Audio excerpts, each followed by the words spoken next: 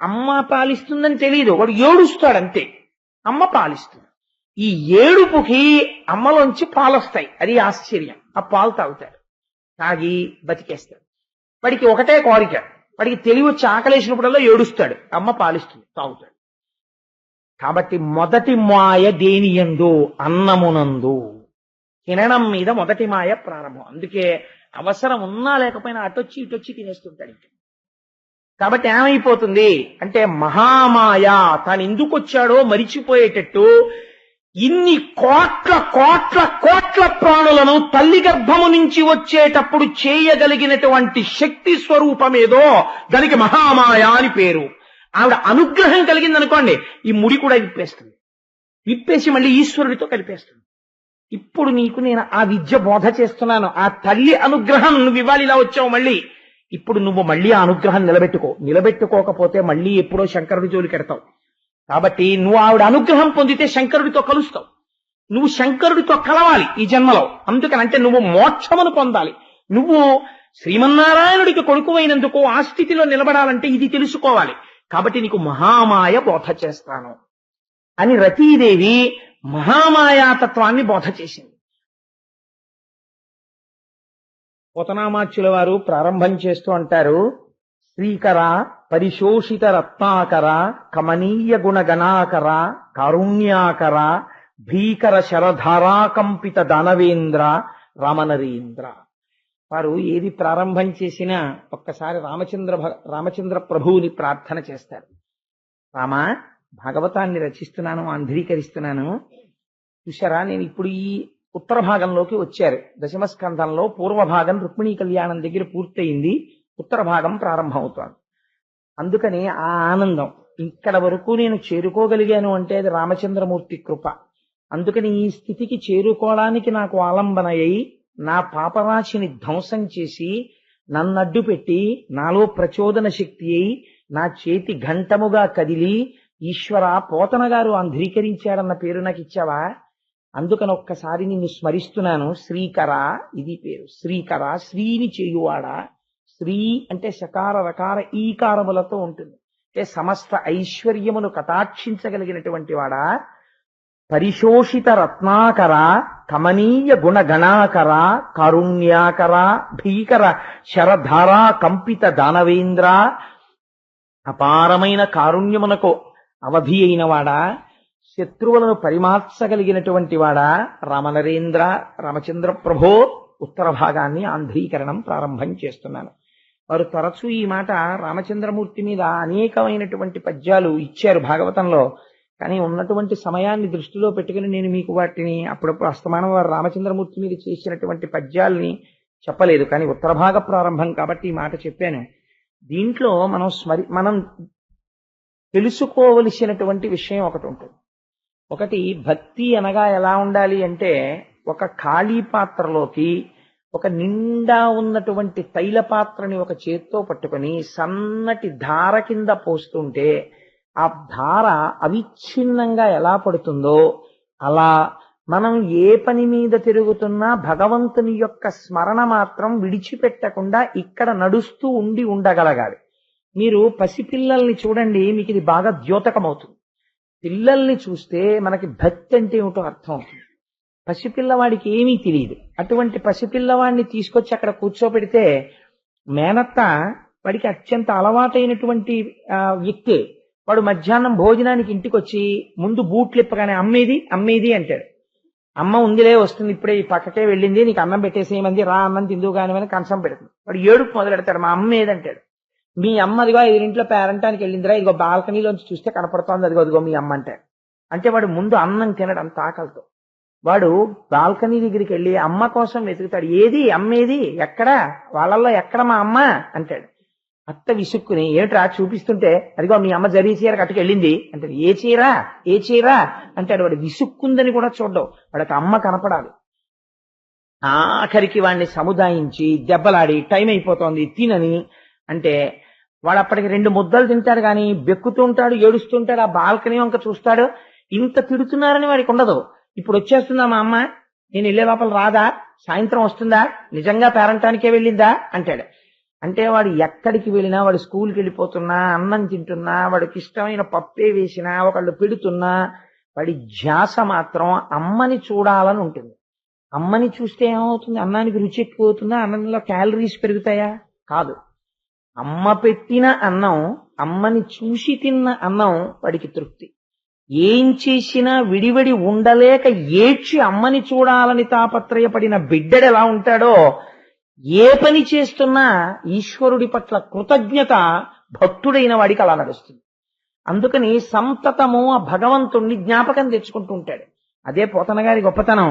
తన యందు ప్రజ్ఞ పెట్టుకోడు. నా అంతటి వాణ్ణి నేను అనడు. నా అంతటి వాణ్ణి నేనంటే ఒక్క క్షణం చాలు నీ స్థితి ఏమిటో చూపించడానికి ఈశ్వరుడికి.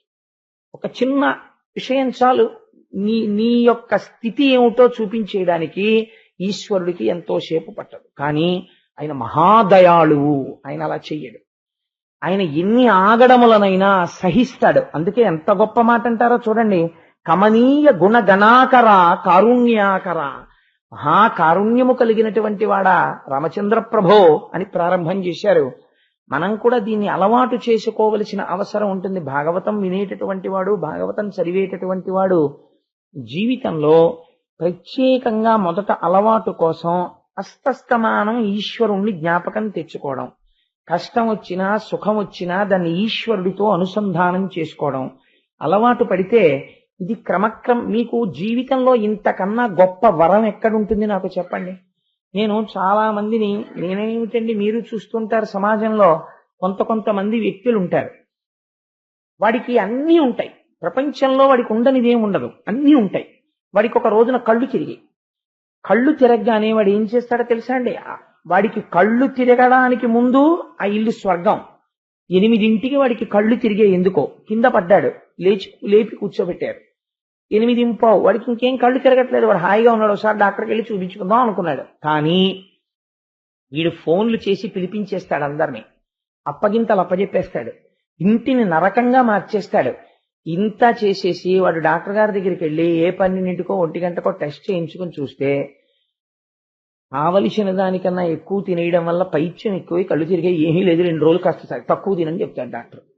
ఈ పాటి దానికి ఎందుకు ఇంత అల్లరి అంటే దేహ తాదాత్మ్యత. దీనితో ఇంత తాదాత్మ్యత చెందడం వల్ల ఏమైపోతుందో తెలుసా అండి? 2 ప్రమాదాలు వచ్చేస్తాయి.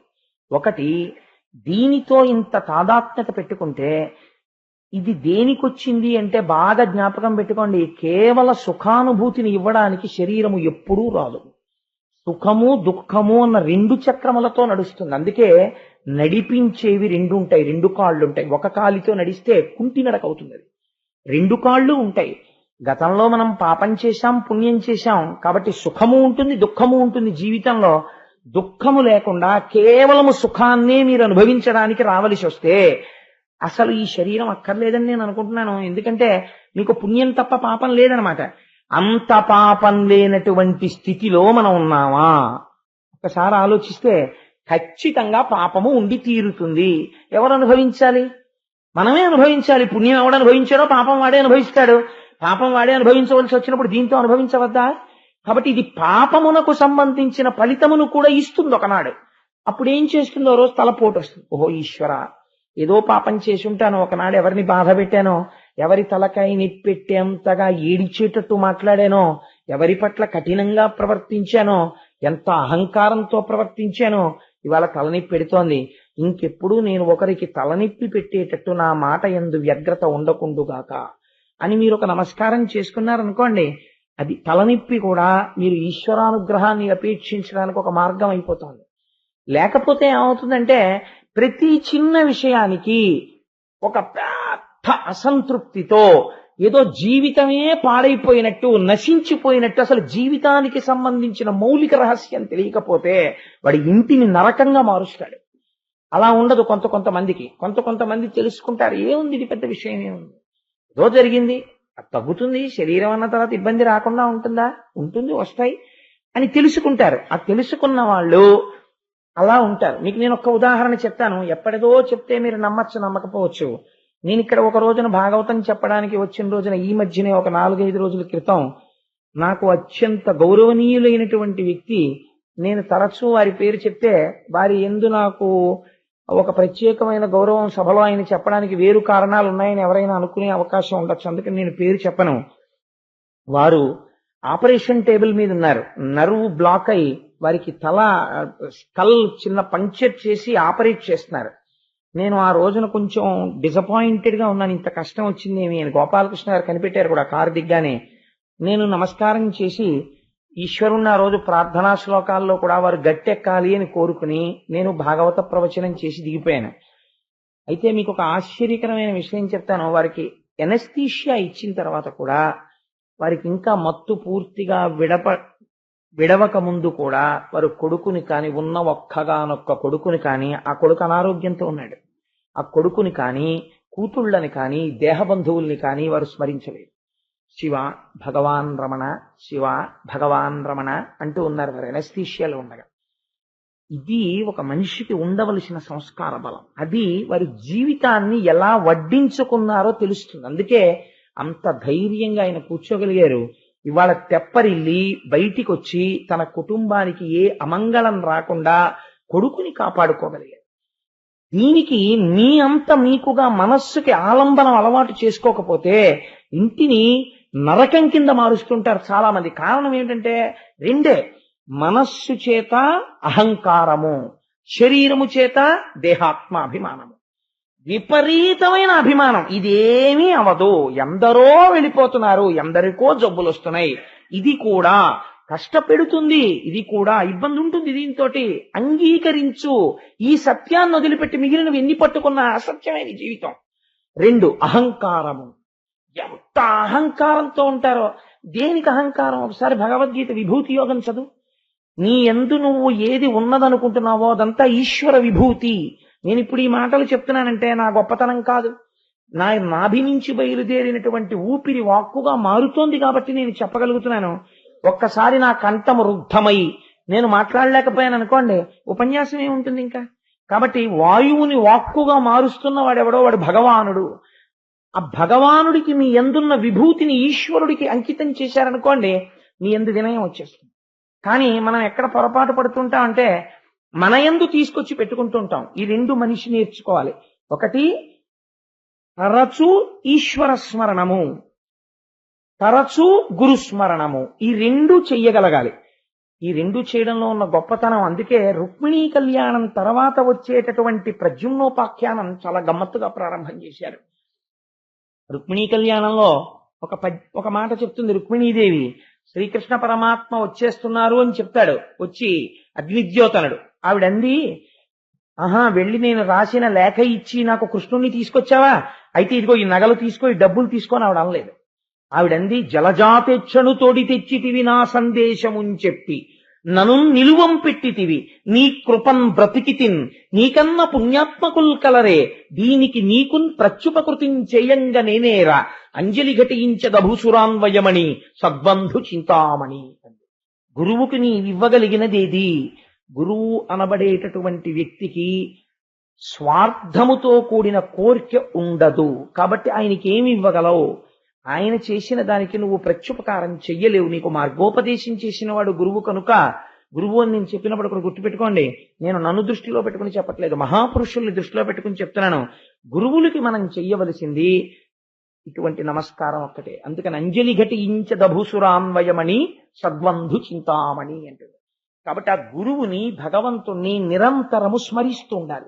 దాని వలన ఎలా నడవచ్చు అన్నది తెలుస్తుంది, ఎవరిని చేరుకోవచ్చు అన్నది సుగమమవుతుంది. ఇది పోతన గారు మనకి చూపిస్తున్నారు. దీని తర్వాత కథాభాగాన్ని ప్రారంభం చేస్తున్నారు. రుక్మిణీకృష్ణుల యొక్క వివాహము పూర్తయింది. రుక్మిణీదేవికి ఒక కుమారుడు జన్మించాడు. ఆ పురిటికందుని చూసుకుని పరవశించిపోయింది. ఎంత అవతారమైనా ఇది మీరు చాలా జాగ్రత్తగా పోతన గారి యొక్క కవిత్వంలో పట్టుకోవలసినటువంటి జీవనాడి.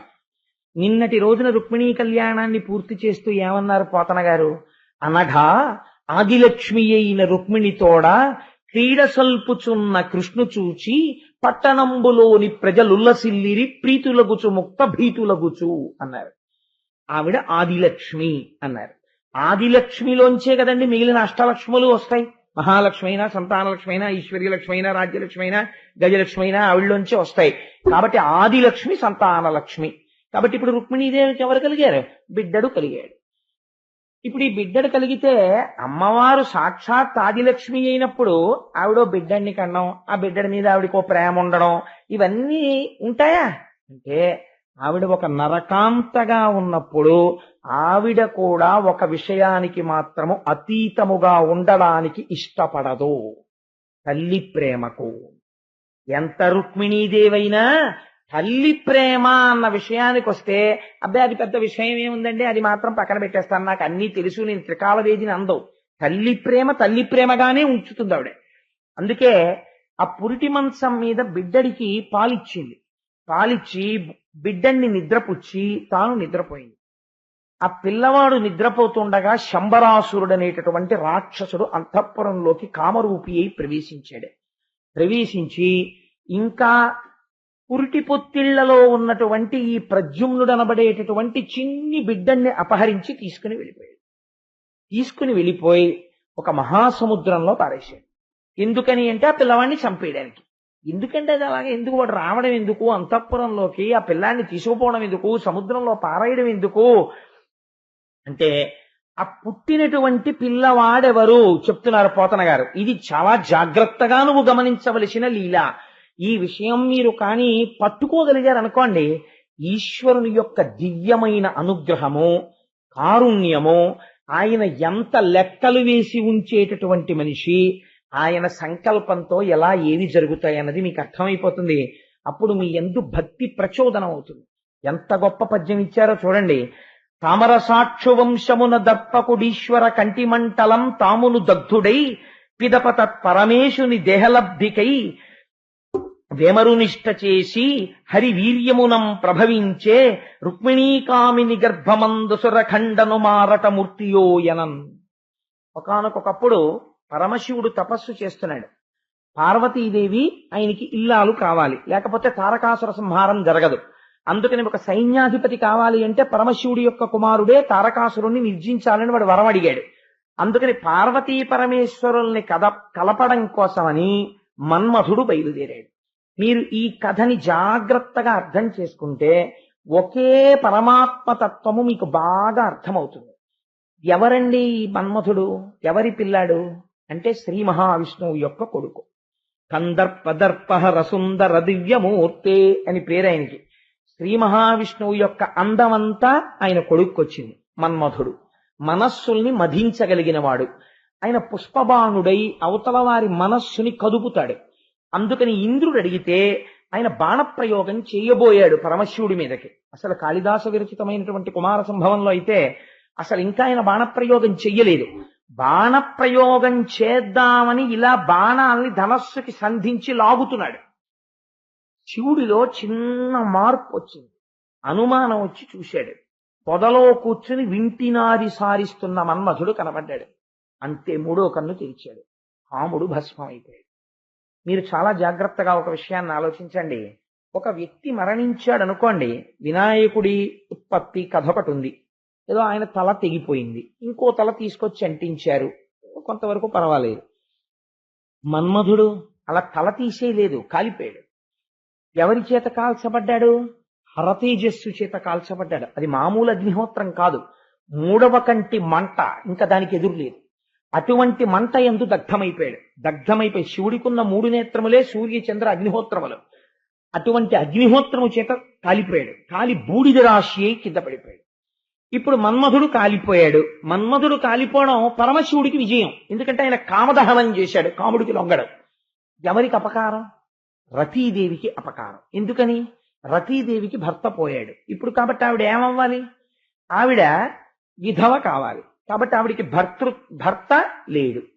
ఇప్పుడు ఆవిడేం చేసింది అంటే, ఎవరు ఐదోతనాన్ని ఇవ్వడంలో సమర్థులో ఎవరిని పరమశివుడితో చేర్చడం వల్ల వాళ్ళిద్దరికీ కలిగినటువంటి కుమారుడి వలన దేవతలు ప్రయోజనం పొందుతారనేటటువంటి భావన చేత మన్మథుడు బాణప్రయోగం చేశాడో, ఎవని యందు ఇంతకు మించి భార్యగా తానర్థం చేసుకున్నప్పుడు తెంపరితనం లేదో అటువంటి భర్తని తనకి తిరిగి ఇమ్మని అడిగింది. ఎవరిని?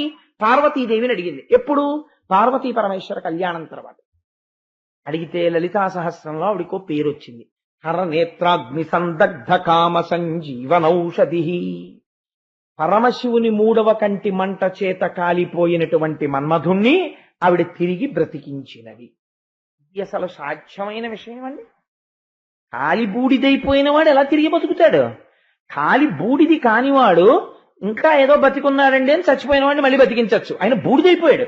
బూడిదైపోయిన వాడిని బతికించినది అంటే అమ్మవారి యొక్క శక్తికి పరిమితి ఉన్నదా అంటే పరిమితి లేదు. ఆవిడ ఏదైనా చెయ్యగలదు. అందుకే వ్యాసుడు హరనేత్రాగ్ని సందగ్ధ కామ సంజీవనౌషధి అన్నాడంతే. ఆవిడ సంజీవని, ఆవిడ చెయ్యగలదు. ఆవిడ అనుకుందా నేను ఇలా చెయ్యాలి అని ఆవిడ అనుకుందనుకోండి, ఆవిడ చేస్తుందంటే. ఆవిడ అటువంటి శక్తి స్వరూపం ఆవిడ. కాబట్టి ఆవిడ ఏం చేసింది? మన్మధుణ్ణి బ్రతికించింది. ఎలా బ్రతికించింది అంటే రతీదేవికి ఒక వరం ఇచ్చింది. నీ 5వ తనానికి భంగం లేదు. నీ భర్త అనంగుడవుతాడు. అనంగుడంటే శరీరం ఉండదు, కానీ నీకు కనపడతాడు. పైన ఎవ్వరికీ కనపడడు, నీకు మాత్రం కనపడతాడు అని వరం ఇచ్చి, అసలు ఇలా అనంగుడై ఎవరికీ కనపడని వాడు రతీదేవికి మాత్రం కనపడుతున్నాడు. రతీదేవికి మాత్రం కనపడుతున్నాడు, నేను అన్నట్టుగా వాడు బ్రతికాడు అని ఆవిడ చూడాలి కదండి. ఆవిడ మాట సత్యం, తిరుగులేదు. ఆవిడ ఏం చేసిందిట? నువ్వేం బెంగ పెట్టుకోకమ్మా, ఇదిగో వీడు బ్రతికాడు, వీడికి ఎవ్వరికీ కనపడ్డావు కానీ నీకు కనపడతాడు, నీ 5వ తనానికి తిరుగులేదని చెప్పడంలో రతీదేవి వంక చూస్తూ వీడు అండంలో కన్ను ఇలా తిప్పింది. ఇలా తిప్పడంలో ఏమైంది? అపాంగత్తే. ఆ కన్ను ఇలా తిరిగినప్పుడు ఈ చివరి చూపు ఒక్కసారి అలా పడింది ఆ మన్మధుడి మీద. పడితే ఏమైంది? ఇది చెప్పాలంటే అందరికీ సాధ్యం కాదు. జగద్గురువులు శంకరులు చెప్పారు సౌందర్యలహరిలో. తను పౌష్పమౌర్వీ మధుకరమయీ పంచవిశిఖ వసంతు సామంతో మలయమరుదాయోధనరత తథాప్యేక సర్వం హిమగిరిసుతే కామపి కృపాం అపాంగతే లబ్ధ్వా జగదిదమనంగో విజయతే అన్న. తను పౌష్పం, పువ్వులతో చేసినటువంటి ధనస్సు పట్టుకుంటాడు. తుమ్మిదలతో చేసినటువంటి అల్లెత్రాడు. ఇవి 2 పరస్పర విరుద్ధాలు. ఎదురుగుండా పువ్వులు ఉంటే వెనకాతల తుమ్మిదలు క్యూలో ఎందుకు నించుంటాయి? ఆ పువ్వుల మీదకు పోతాయి. ఇలాంటి ధనస్సు, ఇంత బలహీనమైన ధనస్సు పట్టుకుంటాడు. పోన్లేండి ఆయన బాణాలు గొప్పవందామా, 5 పువ్వులు బాణాలు, 6వ పువ్వు బాణం కూడా ఆయన దగ్గర ఉండదు. 5 పువ్వుల బాణాలతో వేస్తూ ఉంటాడు. రథం చూస్తే మలయమరుదాయోధన రథ, ఆ మలయ పర్వతం నుంచి వచ్చేటటువంటి ఆ గంధపు వాసన ఆయన రథంగా ఉంటుంది. చిలికాడో వసంతుడు, అది ఎప్పుడు వస్తుంది? చైత్ర వైశాఖ మాసాల్లో వస్తుంది. వసంత మాసం అది అస్తమానం ఉంటుందా అంటే ఉండదు. పక్కన ఆ మిత్రుడు ఎప్పుడు ఉంటాడు? ఒక్క వసంత ఋతువు ఉన్నప్పుడే ఆయన ఉంటాడు. అటువంటి స్నేహితుడు. పోని అవతల వాళ్ళ గుండెలు బద్దలగొట్టగలిగినంత మహావీరుడా అందామంటే అనంగో, అసలు శరీరమే లేదు. ఇలాంటి వాడు యుద్ధం చేయడానికి ఎదురుపడిన వాళ్ళ మాట దేవుడెరుగు, ముక్కు మూసుకుని తపస్సు చేసే వాళ్ళని కూడా పాడు చేసేస్తాడు బాణం వేస్తే. ఎందుకంత శక్తివంతుడైపోయాడు? ఎక్కడి నుంచి వచ్చేసింది ఇంత శక్తి అంటే అపాంగతే లబ్ధ్వా. నీ 5వ తనానికి ఏం తేడా లేదమ్మా, వీడు నీకు కనపడతాడని చెప్పడంలో అమ్మవారు ఇలా అందిట కన్ను అన్నప్పుడు ఈ చూపటు పడింది. అపాంగతే లబ్ధ్వా, అలా పడడం వల్ల వాడు అంత గొప్పవాడైపోయి కూర్చున్నాడమ్మా మన్మథుడు. జగదిదమనంగో విజయతే, జగత్తుని గెలిచేస్తున్నాడమ్మా అన్నారు శంకరాచార్యులు వారు. అటువంటి వరాన్ని రతీదేవికి ఇచ్చింది ఆవిడ. ఆ రతీదేవికి శరీరముతో కూడా తన పతిని ఎప్పుడైనా చూడాలి కోరిక కలిగింది. వాళ్ళిద్దరూ ఎంత ఎలా ఉంటారో తెలుసా అండి. అందుకే ఈ ఒక్క ప్రద్యుమ్నోపాఖ్యానంలో ఎన్ని రహస్యాలు దాచారో. శివా రుద్రస్య భేషజీ, శివా విశ్వస్య భేషజీ అని పేరు రుద్రాధ్యాయంలో ఆవిడికి. ఆయనకు కోపం వస్తుంది. ఆవిడ వెంటనే ఆ ఊరుకుందరు, ఊరికేను పిల్లాన్ని పట్టుకుని ఇంకా నీతులు చెప్పేసి కొట్టేసి, మీ చిన్నతనంలో కష్టాలు పడ్డాను, అలా చదువుకున్నాను, ఇలా చదువుకున్నాను, అబ్రహాం లింకన్ ఎలా చదువుకున్నాడు, ఇంకా వాడు దొరికాడో ఊరికే తిట్టేస్తారు. అలా కాదు, మీరు కూడా ఊరికే ఆఫీస్ అని ఉపన్యాసాలని వెళ్ళిపోవడం కాదు. పిల్లాడి దగ్గర కాస్త చక్కగా కూర్చుని అప్పుడప్పుడు హోంవర్క్ చూసి కనీసం వారంలో 2 రోజులైనా కూర్చుంటే బాగుంటుంది. కానీ 6 నెలలకోసారి ఒకేసారి పెద్ద ఇంజక్షన్ ఒకటి ఇచ్చేస్తుంటారు, వాడు జడిసిపోతున్నాడు అని మళ్ళీ భర్తను ఎవరు ప్రసన్నం చేస్తారు? ఆవిడే. మళ్ళీ వాడు దారి తప్పుతుంటే ఆ తర్వాత నువ్వు చూడలేదా, నాకు చెప్పలేదా అనొద్దు. వాడు భ్రష్టుడైపోతున్నాడు. ఎక్కడికి వెళ్ళినా వాడి మీద కంప్లైంట్. మగపిల్లాడు, నేనే అస్తమానం కొట్టలేను కదా నా చేతులు తప్ప, మీరు చూసుకుంటారా చూసుకోండి, లేకపోతే మానేయండి అంతే. ఆయన రుద్రుడైపోతాడు. బెల్ట్ తీస్తాడు, 4 కొట్టాక అడ్డొచ్చి మళ్ళీ అదేమిటంటే చంపేస్తారా పిల్లాన్ని, ఏదో పిల్లాన్ని మాటలు చెప్పమన్నాను కదా అదేమిటది ఆ బెల్ట్ అటు వెళ్ళిపోవడం ఏంటి అని మళ్ళీ ఆయన ఎవరు ఉపశాంతి చేస్తారు? ఆవిడే. శివారుద్రస్య భేషజీ, శివా విశ్వస్య భేషజీ. లోకానికి పాఠం ఆవిడే చెప్పిస్తుంది. ఆయన్ని తండ్రిగా నిలబెట్టి మళ్ళీ ఆయన్ని తగ్గించడం ఆవిడే చేస్తుంది. ఇప్పుడు ఆవిడ ఏం చేసింది? ఎప్పుడైతే మళ్ళీ అంటే నేను కాల్ చేస్తే నువ్వు అలా మళ్ళీ బతికించేస్తావు అనమాట అని ఆయనకి కోపం రాకూడదు. అపాంగతే లబ్ధ్వా, ఎవరికి కనపడలేమ్మా, నీకు ఒక్కడికే కనపడతాడు, నీ 5వ తనం పోదులేమ్మా అంటే 5వ తనం అయితే మాత్రం అని ఎలా అంటాడు? తన భార్య 5వ తనం ఎంతో, అందరు 5వ తనం అంతే కదా. ఈవిడ అలా అనేటప్పటికీ నిజమే పాపం కాల్చేశాను అని ఆయనకి బాధేసి ఇది అమ్మవారి గొప్పతనం అంటే. అందుకే ఇటువంటి అధ్యాయములు విన్నంత మాత్రం చేత అమ్మవారు అయ్యవారు ప్రీతి చెందుతారు. అప్పుడు అయ్యవారు అన్నారట, వచ్చేసారి శ్రీకృష్ణ పరమాత్మగా శ్రీమన్నారాయణుడు అవతరించినప్పుడు నువ్వు ఆయనకి కుమారుడుగా జన్మించదవుగాక, అప్పుడు రతీదేవి నిన్ను శరీరంతో చూస్తుందని వరం ఇచ్చేశారు. కాబట్టి ఇప్పుడేమయ్యాడు? అక్కడ కథని ఇక్కడికి తీసుకొచ్చారు ఒక్క పద్యంలోకి పోతన గారు. ఆయనకి సమస్త పురాణముల యందు ఆయనకు ఉన్నటువంటి అధికారాన్ని చెప్తుంది. ఇది చెప్పడం అంటే ఎంత గమ్మత్తుగా చెప్పారో చూడండి.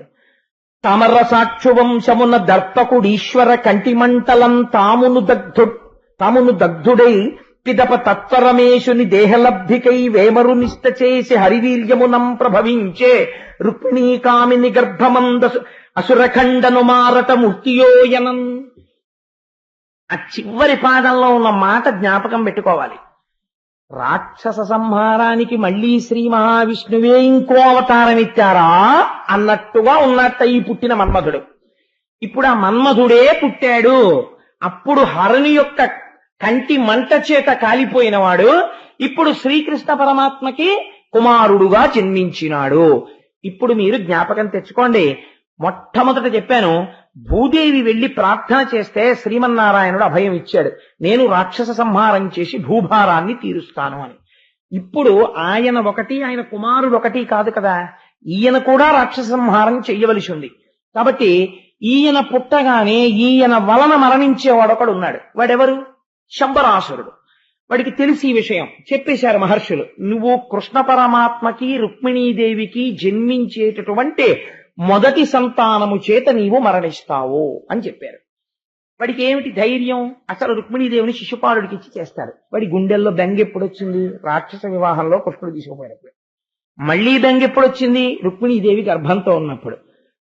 కాబట్టి పూర్వం మీరు ఒకటి గురించి విన్నారు, ఆవిడ కడుపుతో ఉంటే ఆవిడ కొడుకుడితేనే నేను చచ్చిపోతానేమో అని బెంగెట్టుకుని పిల్లాన్ని ఎత్తుకుపోదామని అలాగే ఎదురు చూసిన వాడు ఉన్నాడు. ఎవరు వాడు? కంసుడు. మీరు భాగవతం చాలా జాగ్రత్తగా వింటున్నారండి. కంసుడు అంత జాగ్రత్త పడ్డాడు. ఎంత జాగ్రత్త పడ్డాడంటే ఇప్పుడు నేను మళ్ళీ అంతా చెప్పక్కర్లేదు. ఇన్ని జాగ్రత్తలు పడినటువంటి కంసుడు కృష్ణుడు పుట్టకుండా కాని కృష్ణుడు తనని చంపకుండా కాని చేసుకోగలిగాడా? చేసుకోలేకపోయాడు. చచ్చిపోయాడా లేదా? అంటే రాక్షసుడు అంటే ఎవరో తెలుసా అండి? నేను చచ్చిపోకూడదు అని అవివేకంతో మాట్లాడేవాడు. నేనన్నప్పుడల్లా శరీరాన్ని చూపించి ఇది చచ్చిపోకూడదని చెప్పేవాడు. అన్నిటికన్నా ప్రతిరోజు మనతో మాట్లాడేటటువంటిది ఒకటి ఉంటుంది. శంకరాచార్యుల వారు అంటారు, బాల్యాదిశ్యపి జాగ్రదాదిశు తథా సర్వాస్వవస్థాస్యపి వ్యావృత్తాస్వనువర్తమానమహమిత్యంత స్ఫురంతం సదా. జుట్టు నెరిసిపోతుంటుంది, తెలిసిపోతూ ఉంటుంది వెళ్లిపోయే సమయం ఆసన్నం అయిపోతోందని. శరీరం జర్జరీభూతం అయిపోతుంది, ముడతలు పడిపోతుంది, తింటే అరగదు, మోకాళ్ళు నొప్పులు, లేవలేడు, కూర్చోలేడు, జ్ఞాపక శక్తి క్షీణించిపోతుంది. అనుకున్నదా జ్ఞాపకానికి రాదు. పెంచుకున్నటువంటి అహంకారమా కొండలంతుంది. ఇంత అహంకారం పెరిగిపోవడం వల్ల వచ్చే మొట్టమొదటి దుష్ఫలితం ఏమిటో తెలుసా అండి? అమాయకత్వం చేతనైనా సరే ఎవరైనా ఓ మాట అన్నారనుకోండి, ఒక చిరునవ్వు నవ్వి వెళ్ళలేడు. ఎందుకనంటే నన్ను ఇంత మాట అంటారా, పొడుచుకు పొడుచుకు పొడుచుకు పొడుచుకు 10 రోజులు కుమిలిపోతాడు. అన్నవాడు వెళ్ళిపోయాడు, అది గొడవ. వీడు 10 రోజులు పడిపోతున్నాడు మంచం మీద. ఎందుకని? You have become so sensitive. నేను ఇంత వాణ్ణిని పెంచేసుకున్నావు అహంకారం. దానివల్ల ఏమైపోతుందంటే వాడు అన్నవాడు సూత్తో కూర్చెళ్ళాడు, నీకు త్రిశూలంతో కూర్చున్నట్టుంది. వాడు అజ్ఞానం అని మీరు వెళ్ళిపోగలిగారు అనుకోండి, అసలు మీకు జ్ఞాపకం ఉండదు. ఓ పసిపిల్లవాడు అంటే పట్టించుకుంటా ఏంటి? పట్టించుకో. నేను ఒకసారి వెళ్ళిపోతుంటే ఓ పిల్లాడు క్రికెట్ ఆడుకుంటూ గవో పరిగెత్తుకొచ్చి టైం ఎంత అయింది అంకుల్ అన్నాడు. నేను చూసి పావుతొక్క 5 అన్నాను. ఈ మొహం అప్పుడే 5 ఎక్కడ అవుతున్నాడు వాడు. అంటే వాడికి ఆట కట్టేయాలని వాడికి బెంగ కడుపులో.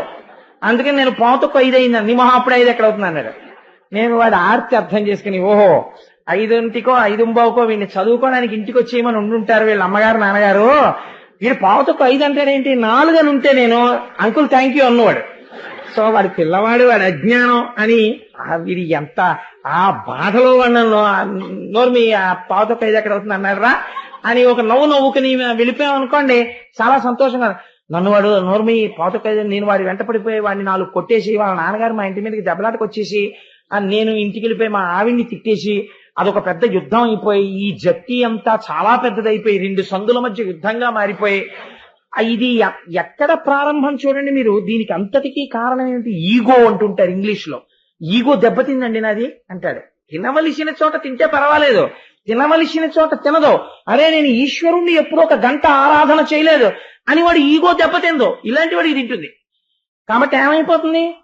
ఎంతగా అజ్ఞానం లోపల పెరిగిపోతుంటే అతిశయం అంత పెరిగిపోతుంటుంది.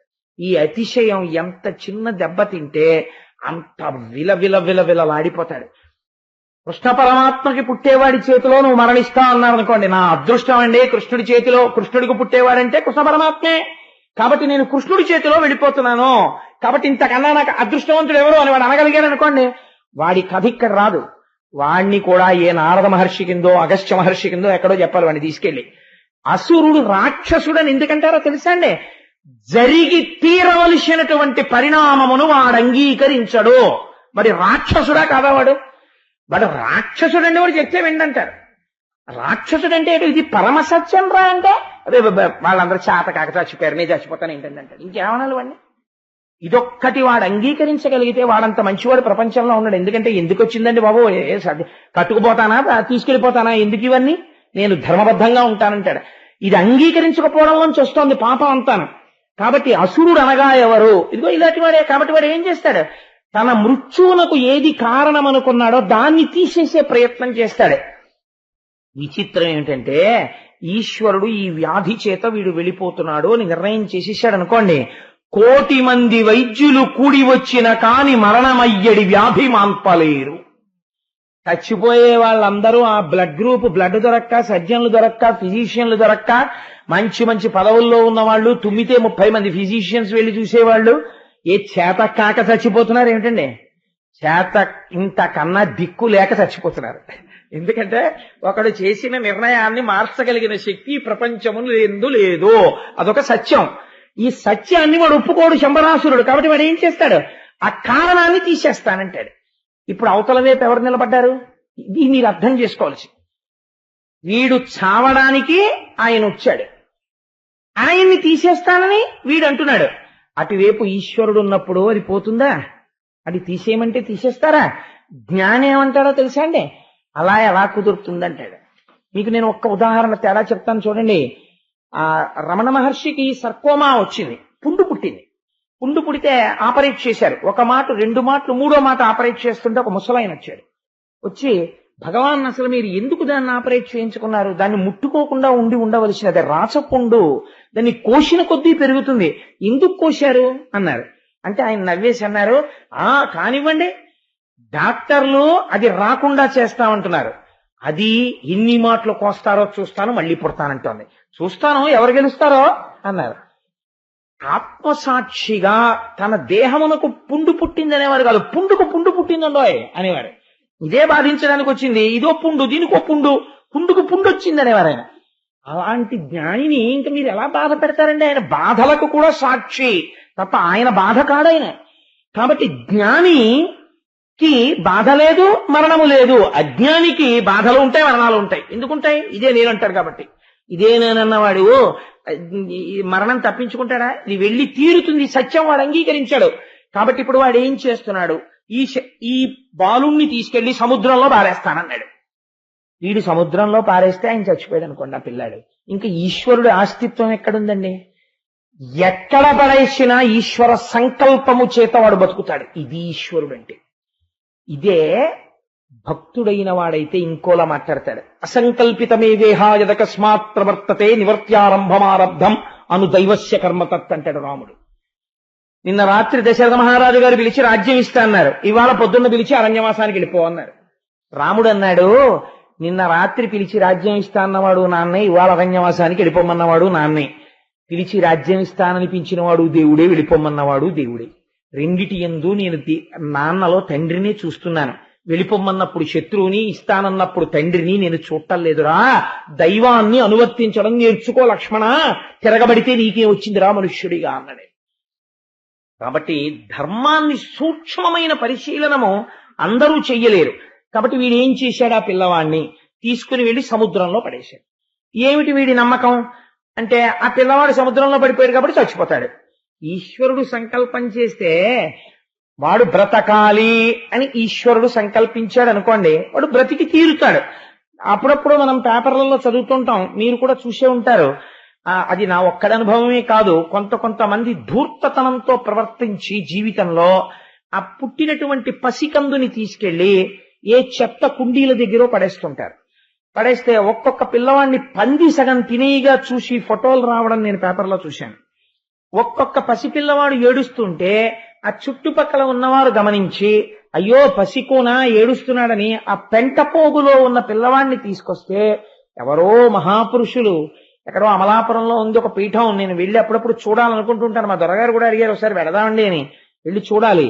ఆ అనాథలైనటువంటి వాళ్ళని ఎవరో తీసుకొచ్చి పెంచుతారు. ఒక ఐశ్వర్యవంతులో, ఒక విద్యావంతుడో, ఒక దయాళువో పెంచుతాడు. వాడు పెరిగి పెద్దవాడై ఈ సమాజమునకు వాడు ఏం కావాలో ఎవరికి తెలుసు?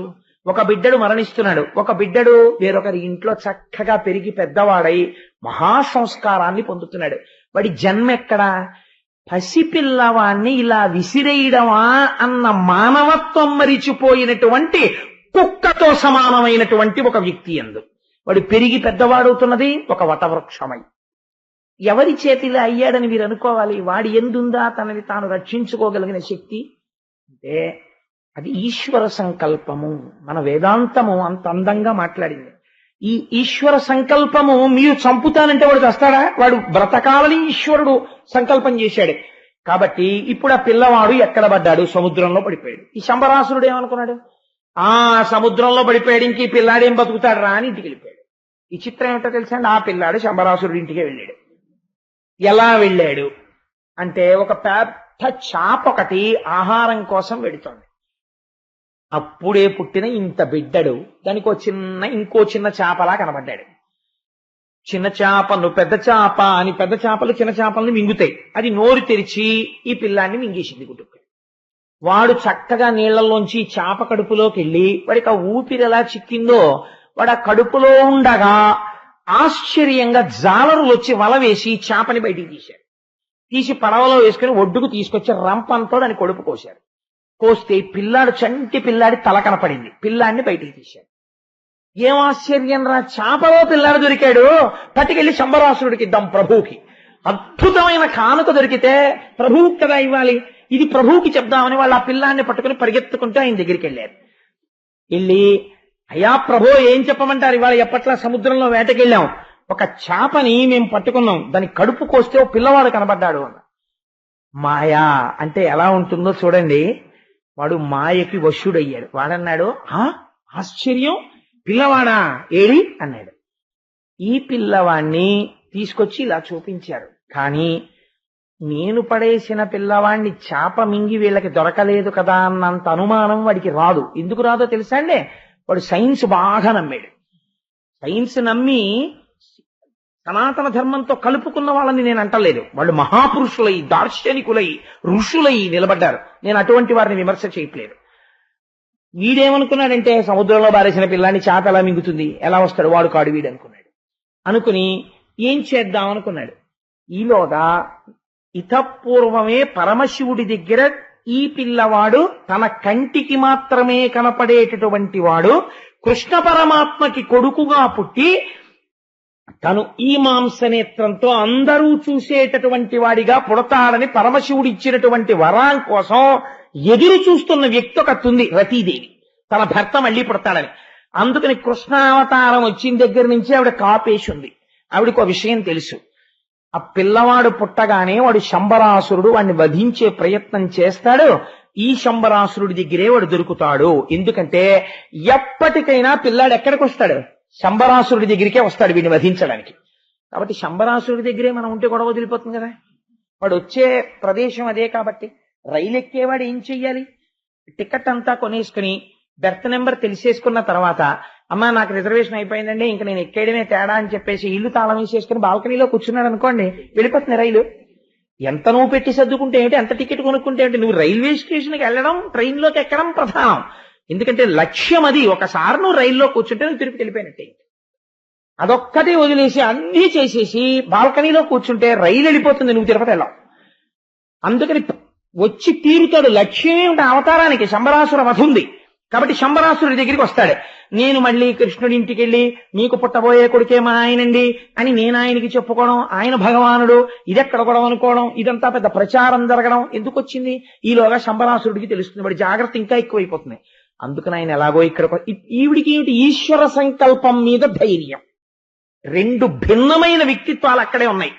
అందుకని మాయాదేవి అన్న పేరుతో రతీదేవి అక్కడే ఉంది వంటశాలలో. ఈవిడ వెళ్ళి అడిగింది, అయ్యా నాకు ఆ పిల్లాడిని ఇచ్చేయండి నేను పెంచుకుంటాను. వీడు ఎంత వెర్రివాడో చూడండి. ఆయన శత్రువు వాడింటికే వచ్చాడు. వస్తే ఆ పిల్లాడిని ఆవిడికి ఇచ్చేయండి రా పెంచుకుంటుంది. ఎక్కడ భద్రంగా పెరుగుతాడో, ఎవరికి వరం ఇచ్చాడో శంకరుడు, అక్కడికి ఆ పిల్లవాడు చేరిపోయాడు. ఇప్పుడు ఆవిడ కోరిక ఏమిటి తీరింది? ప్రపంచంలో ఎవరైనా తన భర్తని భర్తగా మాత్రమే చూడగలరు. పసిబిడ్డడిలా సాగడం ఉండదు. నేను విన్నాను, కొంతమంది మహాతల్లుల్ని చూశాను. భర్త ఏమీ తెలియనటువంటి అమాయకత్వంతో ఉన్నటువంటి వ్యక్తిని వివాహం చేసుకుని ఆ ఆస్తిని కాపాడి ఆ వంశాన్ని పెంచి, అయ్య బాబోయ్ నిజంగా ఆవిడ మహాతల్లి ఇలా ఎలా కాపరం చేసింది, ఎలా లాక్కొచ్చింది అంటే, పసిపిల్లాన్ని సాకినట్టు సాకానండి అని ఆయన్ని సాకినటువంటి కథలు నేను విన్నాను. అలాంటి సంఘటన ఎక్కడో ఒక మహాపురుషుడు విశ్వనాథ్ గారి చేతిలో పడింది. అదే స్వాతిముత్యమైంది. కాబట్టి ఆయన పేరు కూడా అందుకే అంత అందంగా పెట్టుకున్నారు. ఆయనకే చెల్లు, అందరికీ చెల్లుతుందా అలా పెట్టుకోగడం? చిట్టి ముత్యం పుట్టే సీత కడుపున్న స్వాతివానలు కురిసే సముద్రాల కొరకు. కాబట్టి అలా చంటి పిల్లాన్ని సాకినట్టు సాకింది అంటారు భర్తని భార్యకి. అలా భర్తని పసిపిల్లవాడిగా రతీదేవి సాకింది. ఎన్ని విచిత్రాలు చూడండి ఈశ్వర సంకల్పంలో. నీ భర్తని సశరీరుడిగా చూసుకోవాలనుకున్నావు కదా, పుట్టినప్పటి నుంచి చూసుకో. ఎంత కారుణ్యమో చూడండి శంకరుడిది, అవధిలేని కారుణ్యం. ఇంతకు ముందు హరికుమారుడిగా కదా ఉండేవాడు, నా కంటి మంటకి కాలిపోయినప్పుడు. ఇప్పుడు అంతే, హరికుమారుడుగానే వస్తాడు. ఇద్దరు ఇచ్చేశారు వరం. ఇంత శక్తివంతుడైపోయాడు. మళ్ళీ సాకారుడై పసిపిల్లవాడి దగ్గర నుంచి తన ఒడిలోనే పెంచుకుంది రతీదేవి. ఆయన పెరిగాడు, పెద్దవాడయ్యాడు. మన్మధుడి గురించి సౌందర్యలహరిలో శంకర భగవత్పాదులు ఎలా పొంగిపోతారో పోతన గారు భాగవతంలో అలా పొంగిపోతారు. ఎంత గొప్ప పద్యం రాశారో చూడండి. చక్కని వారల చక్కదనంబునకుపమింపయవ్వండు యోగ్యుడయ్యే, మిక్కిలి తపమున మెరయునంబికకు శంకరునెవ్వండు సగము చేసే, బ్రహ్మత్వమును పొంది పరగు విధాతను వాణికయ్యవ్వడు వావిచెరచే, వేయిడాగులతోడి విభుది లోకేశుని మూర్తికి నవ్వడు మూలమయ్యే, మునుల తాలిమికవ్వడు ముల్లు చూపు, మగల మగువలనెవ్వండు మరుల కొలుపు, కుసుమ ధనవునయవ్వండు కొను విజయము, చికురువాలునయవ్వండు సిక్కుపరచు. పేరు చెప్పలేదు. ఆ పెరిగి పెద్దవాడైన వాడు ఎవరో తెలుసా అని మళ్ళీ ఒక్కసారి సంకేతిస్తున్నారు. ఆయనట చక్కని వారల చక్కదనమునకు ఉపమింపయవ్వండు యోగ్యుడయ్యే. ఎవరైనా ఒక పురుషుడు చాలా అందంగా ఉన్నాడు అనుకోండి, ఆయన మన్మధుల్లో ఉన్నాడండి అంటాం తప్ప ఇంకొక ఉపమానం వెయ్యరు, సాధారణంగా వెయ్యరు. కాబట్టి చక్కని వారైనటువంటి వారలకి ఉపమించడానికి సరి అయినటువంటి వ్యక్తిగా ఎవరిని చెబుతారో అటువంటి వాడు ఈయన అయి ఉన్నాడు. మిక్కిలి తపము నమెరయు అంబికకు శంకరునెవ్వండు సగము చేసే. ఇంత తపస్సు చేసినటువంటి పార్వతీదేవికి అబ్బెబ్బే నేను పెళ్లి చేసుకోవడం ఏమిటని బాణం వేస్తుంటే కంటి మంట చేత కాల్చేసినటువంటి శంకరుడు ఆఖరికి భార్యకి అర్ధ శరీరం ఇచ్చేటట్టు చేసిన వాడెవడో వాడు వీడుగా వచ్చాడు. బ్రహ్మత్వమును పొంది పరగు విధాతను వాణికై ఎవ్వడు వావిచెరచే.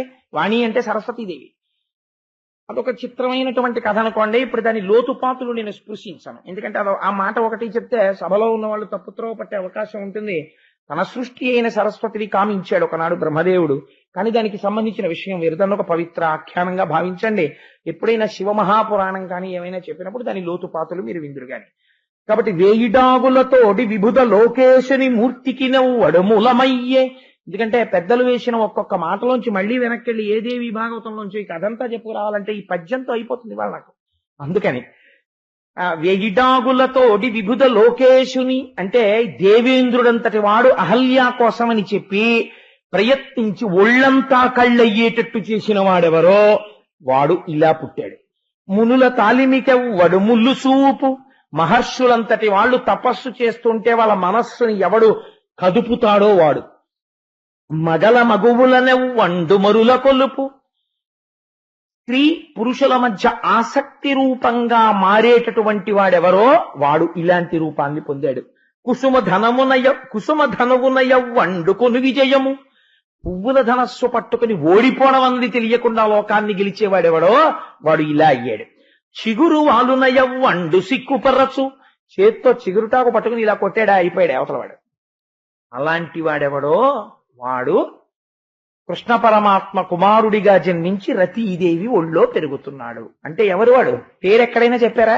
ఎక్కడా చెప్పరు. ఈ రచన వైచిత్రి కొద్ది మందిలోనే కనపడుతుంది. శంకర భగవత్పాదులు ఒకరు చాలా చిత్రమైనటువంటి శ్లోక రచన చేస్తారు. వారు శ్లోకాన్ని రచించి వదిలిపెట్టేస్తారు, పేరు చెప్పరు. కానీ అసలు ఈ శ్లోకంలో చెప్పింది ఎవరు అని మీకు అనుమానం వస్తుంది. అనుమానం రాగానే మీరు ఇలా అన్నారు కదా, ఏదో 4 బాహువులు అన్నారు కదా, ఈ 4 బాణాలు అన్నారు కదా అని మీరు ఆలోచించడం మొదలు పెడితే మీకు తెలియకుండా మీరు మనస్సుని ధ్యానం వైపుకి తీసుకెళ్లిపోయి దానివల్ల ఫలితం వచ్చేట్టుగా శ్లోకాన్ని నిర్మాణం చేసేసి జవాబు మీరు చెప్పండి అని వదిలేసి మీకు సిద్ధినిచ్చేస్తారు. అటువంటి చమత్కారం, అలా వ్రాయగలిగిన శక్తి మహాపురుషులకు మాత్రమే ఉంటుంది. పోతన గారు ఎంత గొప్పగా రచించారో చూడండి. ఆయన ఎక్కడా మన్మధుడని పేరు చెప్పలేదు, కానీ మన్మధుడే జన్మించాడు అని నిరూపించారు. ఈ పిల్లవాడు పెరిగి యుక్త వయస్సుని పొందాడు. ఎక్కడ పెరుగుతున్నాడండి వీడు? శంబరాసురుడి అన్నంతో పెరుగుతున్నాడు. తన శత్రువుకి తానే చాలా పాలు వెన్న నెయ్యి పెట్టి పెంచుకుంటున్నాడు శంబరాసురుడు. ఎంత మోహమో చూసారా? ఏమిటో తెలుసా అండి దీని విచిత్రం? శరీరమునకు మృత్యువు దేనిలోంచి వస్తుంది అంటే శాస్త్రం ఏం చెప్పిందో తెలుసా అండి? మృత్యువు బయట నుండి రాదు. మృత్యువు ఎక్కడి నుంచి వస్తుంది? అన్నములోంచి వస్తుంది అని చెప్పింది. అన్నమే మృత్యువు. అన్నము అన్న మాటకు అందుకే 2 అర్థాలు. తాను తినునది, తనను తినునది.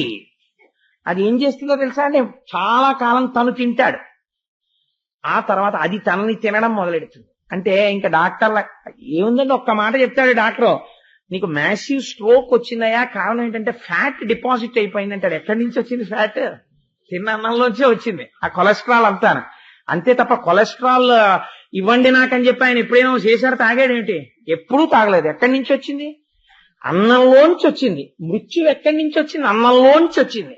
తినేయడం ఎలా తినేస్తుంది? అన్నముగా తినేస్తుంది.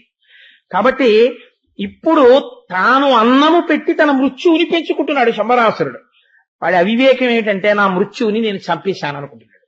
చాలా మంది ఏమనుకుంటామంటే నేను చాలా ఎనర్జెటిక్ ఫుడ్, న్యూట్రిషియస్ ఫుడ్ తింటున్నాను, ఇంకా నాకు మృత్యు ఎందుకు వస్తుంది, ఐ విల్ బి హెల్దీ, నేను చాలా ఆరోగ్యంగా ఉన్నాను అనుకుంటాను. ఈశ్వరుడు అక్కడ పెట్టేశాడు మెలిక. అసలు మృత్యు అందులోంచే వచ్చేస్తోంది. కాబట్టి నువ్వు తప్పుకోవడం, అన్నం మానే మృత్యువు మానేస్తానని. కలియుగంలో అన్నగత ప్రాణం, అన్నం ఎంతకాలం తింటావో అంతకాలమే మృత్యువు లేకుండా ఉంటుంది. కాబట్టి ఏమైంది అంటే అన్నములోంచి మృత్యు వచ్చినట్టు తన అన్నము చేతనే తన మృత్యువు పోషింపబడుతున్నది. చక్కగా ప్రద్యుమ్నుడు పెరిగి పెద్దవాడైపోయాడు. యుక్త వయస్సు వచ్చేసింది. యుక్త వయస్సు వచ్చి పెద్దవాడయ్యాడు. ఇప్పుడు రతీదేవి ఇంత కష్టపడి పెంచి పెద్ద చేసుకున్నది ఎవరిని? తన భర్తని. లోకంలో అలాంటి పోకడు ఎక్కడైనా ఉంటుందా? ఎవ్వరికీ ఉండదు. సాధారణంగా తల్లి పెంచుకుంటుంది పిల్లవాడిని తప్ప, మా ఆయన్ని నేనే కష్టపడి పెంచి పెద్ద చేసుకున్నానండి, కనలేదు కానీ అని ఎవరైనా అంటుందా? అలా ఉండదు. అసలు అలా పెంచితే పిల్లల్ని మాతృత్వ భావన వచ్చేస్తుంది. కానీ ఆవిడ అసలు అటువంటి భావనతో పెంచలేదు. మా ఆయనన్న భావనతోనే పెంచి పెద్ద చేసింది రతీదేవి. అంటే ఈశ్వరుడు యొక్క వరం ఎంత చిత్రంగా పరిణమిస్తుందో, ఆయన శక్తిని మీరు ఎంత లెక్క కట్టలేరో, ఎంత అద్వితీయంగా ఉంటుందో ఆవిష్కరిస్తున్నారు పోతన గారు. ఇప్పుడు పెంచి పెద్ద చేస్తే ఆయన ఎందే భావన ఉంది? ఆయనకి తెలియదు తాను మన్మథుడని, ఈవిడికి తెలిసి ఆయన మన్మథుడని. కాబట్టి ఆయన ఏమనుకుంటున్నాడు? నన్ను పెంచి పెద్ద చేస్తోంది ఈవిడ అనుకుంటున్నాడు. ఆవిడేమనుకుంటోంది? నా భర్త పెరిగి పెద్దవాడవుతున్నాడు అనుకుంటాను. ఈవిడ చేష్టితములను గమనించాడు. ఆయనకి యవ్వనం వచ్చిన తర్వాత ఈవిడ ప్రవర్తన యందు దోషమును కనిపెట్టాడు ప్రద్యుమ్నుడు. కనిపెట్టి ఒక ప్రశ్న వేశాడు. నా తనూభవుడీతడంచును నానయించుకలేక యోమాత నీ విధి ఏమి? నేడిటు మాతృభావము మాని సంప్రీతి కామిని భంగి చేసెదు పెక్కు విభ్రమముల్ మహాఖ్యాత వృత్తికి నీకు ధర్మము కాదు మోహము సేయగాన్. మాతృత్వానికే కళంకం తెస్తున్నావు. నువ్వు నన్ను పెంచి పెద్ద చేశావు, నేను నీ కొడుకుని. నువ్వు నాయందు కామ వికారము పొడసూపినట్లుగా ప్రవర్తించినట్లు నాకు అనిపిస్తోంది. నీ ప్రవర్తన యందు దోషము కనపడుతోంది. సంప్రీతి కామిని భంగి చేసెదు పెక్కు విభ్రమముల్.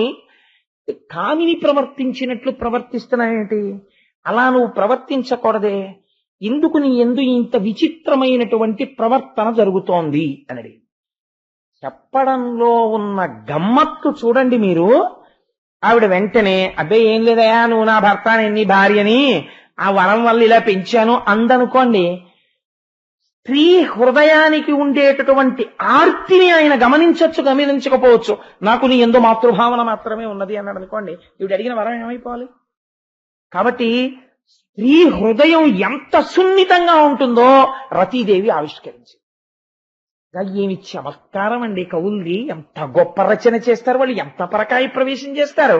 ఆయన అన్నారు, ఆవిడంది, పాపకర్ముడు వీడు నిన్నిట బట్టి తెచ్చిన లేచి నా పాపడెక్కడబోయనో సుతుబాపితే విధియంచు తా గ్రేపు బాసిన గోవుభంగిని కిన్నయ్యై పడి గాఢ సంతాపయ్యై నిన్ను నోచి కాంచిన తల్లి కుయ్యిడకుండానే.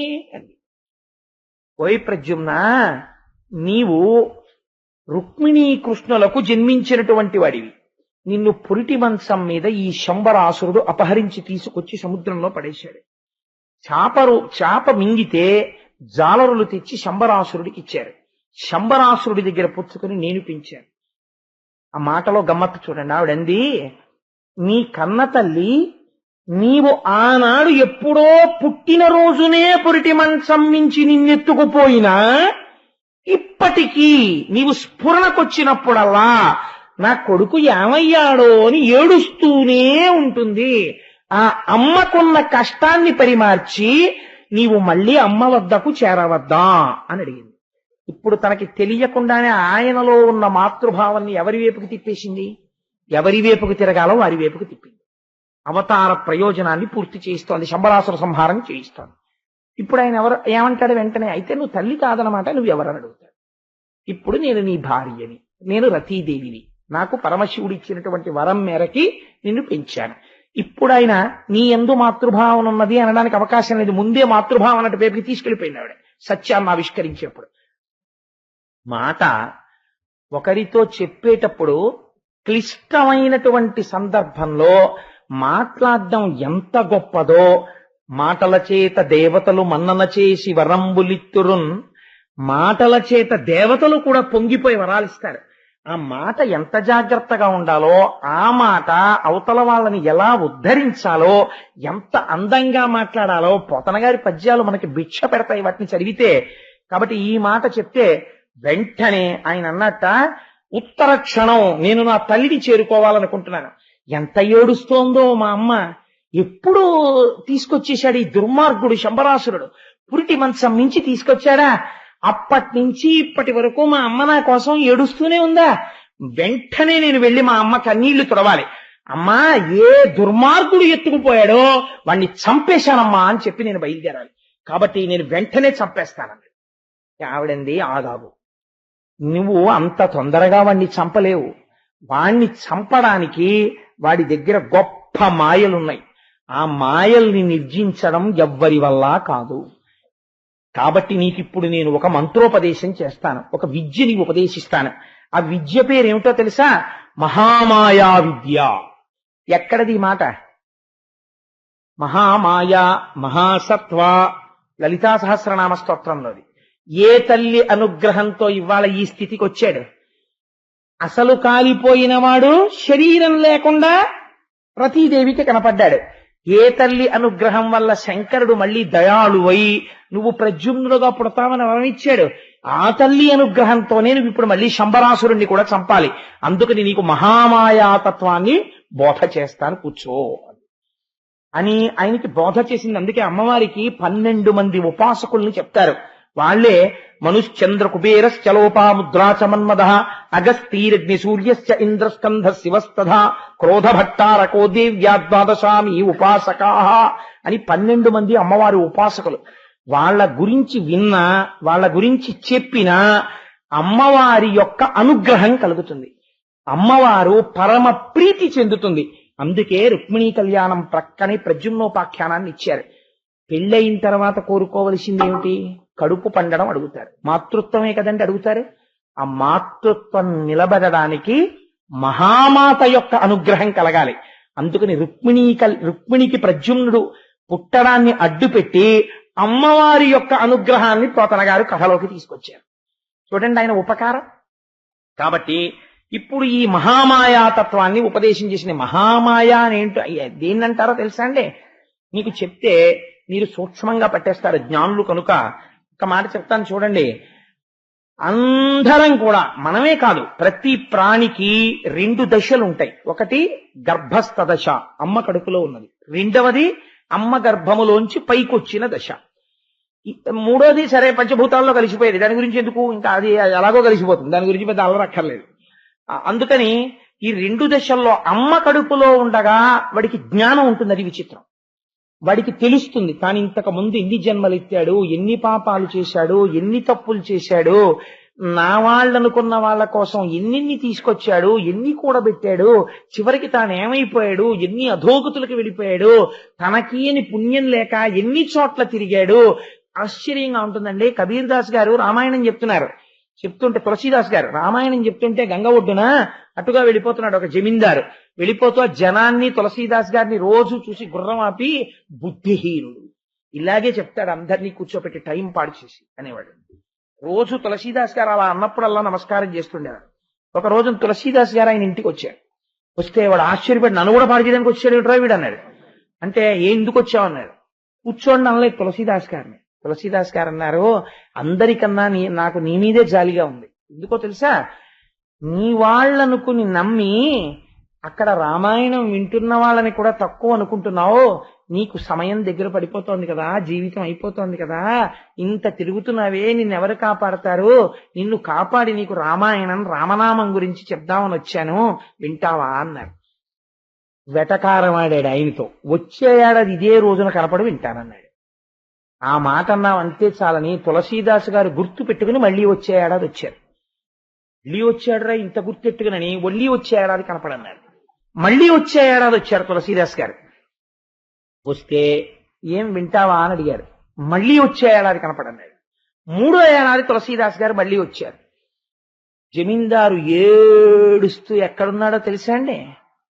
కంఠం మీద పెద్ద పుండు పుట్టి ఉంటే ఆ పుండుని పక్కకి తీసేసి తన కొడుకే కాడి పెట్టి పొలం దున్నిస్తున్నాడు. తన ఐశ్వర్యం మీద మోహం పోక తన పొలాలు దున్నుకోవడానికి తానే ఎద్దుగా వచ్చాడు. కొడుకేం తెలుసు? పుండు పక్కకి ఉత్తరించి కాడి పెట్టి దున్నిస్తున్నాడు. ఆ జీవుడు తులసీదాస్ గారిని గుర్తుపట్టి కన్నుల వెంట ధారగా ఏడుస్తూ చూశాడు. ఆనాడు మీరు రామాయణం చెప్తానంటే వినలేకపోయాను. వీళ్ళందరూ నేను తెచ్చిన ఐశ్వర్యమే అనుభవిస్తున్నారు. నేను మెడ మీద పుండుతో నాగలి దున్నుతున్నా. చూశారా నా బ్రతుకు, పెరట్లో కట్టి ఎండుగడ్డి పెడుతున్నారు నాకు. అప్పుడు తులసీదాస్ గారు అన్నారు, ఇప్పుడు నేను చెప్పినా ఇక నువ్వు వినలేవు, ఎందుకంటే నువ్వు ఎద్దువి. నువ్వు మనుష్యుడుగా ఉండుంటే నేను నీకు రామాయణం చెప్పుండేవాణ్ణి. దాని అదృష్టం ఏమిటో, మనుష్య జన్మ విలువేమిటో నీకు తెలుసుకునే లోపల నీకు ఆ అవకాశం జారిపోయింది. కాబట్టి ఇంకా నువ్వు దానిని పొందలేవు అని చెప్పేశారు. అలా భగవంతుని యొక్క కథాశ్రవణం అనేటటువంటిది ఎప్పుడు చెయ్యాలో అప్పుడు మాత్రమే చెయ్యగలడు తప్ప ఎప్పుడు పడితే అప్పుడు చెయ్యలేడు కదా. కాబట్టి ఇప్పుడు శంబరాసురుణ్ణి తాను సంహరించాలనేటటువంటి విషయము స్ఫురణలోకి రాగానే వెళ్ళిపోతానంటే రతీదేవి ఒప్పుకోలేదు. నీకు మహామాయని బోధ చేస్తానండి. మహామాయ అంటే ఏమిటో తెలుసా అండి? అమ్మ కడుపులో ఉండగా ఉన్న జ్ఞానం ఈ క్షణంలో మనం చెప్పుకుంటుండగా ఎన్ని అమ్మల కడుపులోంచి ఎన్ని ప్రాణులో బయటికి వస్తాయి. ప్రసూతి వాయు రూపంలో బయటికి తోస్తాడు పరమాత్మ. బయటికి ఇలా తలకాయ రాగానే ఉత్తర క్షణం మరిచిపోతాడు. మరిచిపోయి ఇది నేను, దీనికి ఉన్న మొట్టమొదటి మహామాయ యొక్క మొదటి అంశం ఏమిటో తెలుసా అండి? తనకి తెలియకుండా ఈ కడుపు నింపేదాని కోసం ఏడుస్తాడు. అమ్మ పాలిస్తుందని తెలియదు, వాడు ఏడుస్తాడంతే. అమ్మ పాలిస్తుంది. ఈ ఏడుపుకి అమ్మలోంచి పాలొస్తాయి, అది ఆశ్చర్యం. ఆ పాలు తాగుతాడు, తాగి బతికేస్తాడు. వాడికి ఒకటే కోరిక, వాడికి తెలివి వచ్చి ఆకలేసినప్పుడల్లా ఏడుస్తాడు, అమ్మ పాలిస్తుంది, తాగుతాడు. కాబట్టి మొదటి మాయ దేనియందు? అన్నమునందు. తినడం మీద మొదటి మాయ ప్రారంభం. అందుకే అవసరం ఉన్నా లేకపోయినా అటొచ్చి ఇటొచ్చి తినేస్తుంటాడు. కాబట్టి ఏమైపోతుంది అంటే మహామాయ తాను ఎందుకు వచ్చాడో మరిచిపోయేటట్టు ఇన్ని కోట్ల కోట్ల కోట్ల ప్రాణులను తల్లి గర్భము నుంచి వచ్చేటప్పుడు చేయగలిగినటువంటి శక్తి స్వరూపమేదో దానికి మహామాయ అని పేరు. ఆవిడ అనుగ్రహం కలిగిందనుకోండి, ఈ ముడి కూడా విప్పేస్తుంది, విప్పేసి మళ్ళీ ఈశ్వరుడితో కలిపేస్తుంది. ఇప్పుడు నీకు నేను ఆ విద్య బోధ చేస్తున్నాను. ఆ తల్లి అనుగ్రహం నువ్వు ఇవాళ ఇలా వచ్చావు, మళ్ళీ ఇప్పుడు నువ్వు మళ్ళీ ఆ అనుగ్రహం నిలబెట్టుకోకపోతే మళ్ళీ ఎప్పుడో శంకరుడి జోలికి ఎడతావు. కాబట్టి నువ్వు ఆవిడ అనుగ్రహం పొందితే శంకరుడితో కలుస్తావు. నువ్వు శంకరుడితో కలవాలి ఈ జన్మలో. అందుకనంటే నువ్వు మోక్షమును పొందాలి. నువ్వు శ్రీమన్నారాయణుడికి కొడుకువైనందుకు ఆ స్థితిలో నిలబడాలంటే ఇది తెలుసుకోవాలి. కాబట్టి నీకు మహామాయ బోధ చేస్తాను అని రతీదేవి మహామాయాతత్వాన్ని బోధ చేసింది. పొందాడు. పొంది ఉత్తర క్షణం బయలుదేరాడు. మహామాయ అన్న మాటకి నేను రెండో అర్థం కూడా చెప్పకపోతే చిన్న దోషం చేసిన వాడిని అవుతాను. మహామాయ అన్న మాటకు అర్థం ఏంటో తెలుసా అండి? హద్దులేని కరుణ అని ఒక అర్థం నిఘంటువుల ప్రకారం. హద్దులేని కరుణ ఎక్కడ? బూడిదైపోయిన వాడికి పెళ్ళానికి మాత్రమే కనపడేటట్టుగా చేయడం కాదు. ఆ తర్వాత ఉత్తర జన్మలో మళ్ళీ అదే పిల్లాన్ని పుట్టించి ఆ భార్యకే అప్పచెప్పేట్టుగా చేయడం. ఎవరు చేయగలరు ఇది? ఒకనాడు తప్పు చేసిన వాడిని కాల్చేసిన భార్య ఏడ్చిందని ఇంత వరం ఇవ్వడంలో ఎంత కారుణ్యం ఉంది. అందుకని మహాకరుణ, మహామాయ. అందుకని మహామాయా విద్య బోధ చేస్తాను. పోతన గారు ఒక్క మాట వేస్తే ఎంతంత దూరం వేసేస్తారండి ఆయన. కాబట్టి ఇప్పుడు నేను ఆ విద్య నీకు బోధ చేస్తాను. ఆవిడ బోధ చేసింది, అది తెలుసుకున్నాడు. ఇప్పుడు ఆ మహామాయ తెలియగానే మిగిలిన మాయలన్నీ పిల్లమాయలు. ఇంకా మహామాయ తెలిసేసుకున్న వాడికి ఇది పెద్ద బాధ ఏంటండి? సేమటపాకాయలు చేత్తో పట్టుకుని కాల్చేస్తాడు ఆయన. రేకు జువ్వలు వేసేస్తుంటాడు. ఆయన నేలటపాకాయ కొట్టండి అన్నారు. అమ్మ బాబోయ్ నా వల్ల కాదండి అంటాడా? అందరూ అలా మహామాయాతత్వాన్ని ఇరికి ఉన్నవాడికి ఇంకా శంబరాసురుడు మాయలు ఏం పనికి వస్తాయి? రాక్షస మాయలు పనికిరావు. జ్ఞాని ముందు ఈ కుప్పిగంతులు పనికిరావు. కాబట్టి ఇప్పుడు ఏమయ్యాడు? వెంటనే పిలిచాడు శంబరాసురుణ్ణి. గురు మాయారణవేదియై కవచియై కోదండయై బాణియై హరిజుండోరి నిశాటు వైచితి వినా డంబోధి నిన్నన్ను ఘోర రణాంబో నిధి వైతు నిన్ను నిధి నేరమ్మంచు చీరెన్ మనోహర దివ్యాంబరు ఉల్ల సద్దనుజ సేవాడంబరున్ శంబరున్. ఓరి దుర్మార్గుడా, ఆ రోజున పురిటి మంచం మీద ఉన్న నన్ను తీసుకెళ్లి సముద్రంలో పారేశావు. వాణ్ణే పెరిగి పెద్దవాణ్ణి అయ్యాను, రారా యుద్ధానికి అన్నాడు. వాడికి సత్యం తెలియగానే తోక తొక్కిన త్రాచులా లేచాడు. వాడి బాధ ఏమిటో తెలుసా అండి? ఆయన బతికున్నాడని కాదు, తానే బతికించి పెంచి పెద్ద చేశానని. ఇది వాడి బాధ. అయ్యయ్యయ్యో, నేను ఇంత విజయం సాధించాననుకున్నాను. ఈశ్వరుడు చేసిన సంకల్పాన్ని నేను ఎదిరించగలిగాను అనుకున్నాను. నన్ను ఎంత మాయపరిచాడురా. నా మృత్యువుని నేనే చక్కగా పోషించుకున్నానని తెలుసుకోలేకపోయాను. ఇది వాడి బాధ. అందుకని ఇప్పుడైనా పర్వాలేదంటాడు. చిత్రం ఏంటో తెలుసా అండి, అంగీకరించగలిగాడు అనుకోండి ఇప్పుడైనా. ఇంత భంగపడ్డవాణ్ణి ఇంకా నీతో నేనేం యుద్ధం చేస్తానురా, కాబట్టి నేను ఈశ్వరుణ్ణి ఆరాధన చేస్తూ కూర్చుంటాను, నా ప్రాణములు నువ్వు తీసుకో అనగలిగాడు అనుకోండి. వాడు మహాజ్ఞాని. అలా వాడు ఎందుకంటాడు, వాడు రాక్షసుడు వాడు, కాబట్టి వాడు అనలేడు. అంతే తేడా మీకు. ఇప్పుడు శంబరాసురుడు ఎవరో ప్రద్యుమ్నుడు ఎవరో మీరు గ్రహించగలగాలి. ఆఖ్యానంలోంచి యుద్ధానికి బయలుదేరాడు, గదలు విసిరాడు, ఎన్నో ప్రయోగాలు చేశాడు, పిశాచాల్ని ప్రయోగించాడు. ఇన్నిటినీ కూడా తనకున్నటువంటి మహామాయాశక్తి చేత అణచివేశాడు ప్రద్యుమ్నుడు. అణచివేసి ఒక కత్తి తీసుకుని ఆ శంబరాసురుని యొక్క కుత్తుక ఖండించేశాడు. వాడి తలకాయ కింద పడిపోయింది.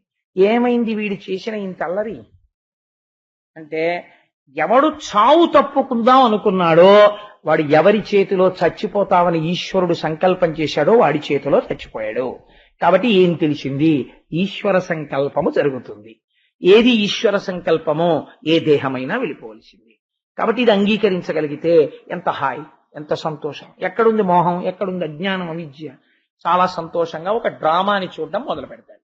కాబట్టి సంతోషంగా హాయిగా ప్రశాంతంగా ఉండగలుగుతాడు. ఈ ప్రశాంతత లోపల ఉండే వస్తువు. 1,00,00,000 రూపాయలు ఇట్టి షాప్కి వెళ్ళి ఓ 1/4 కిలో మనశ్శాంతి అమ్ముదురు అంటే ఎవ్వడు అమ్మడం. మనశ్శాంతి అన్నది ఎక్కడొస్తుంది, నువ్వు సత్యాన్ని అంగీకరించడంలో మనశ్శాంతి ఉంటుంది.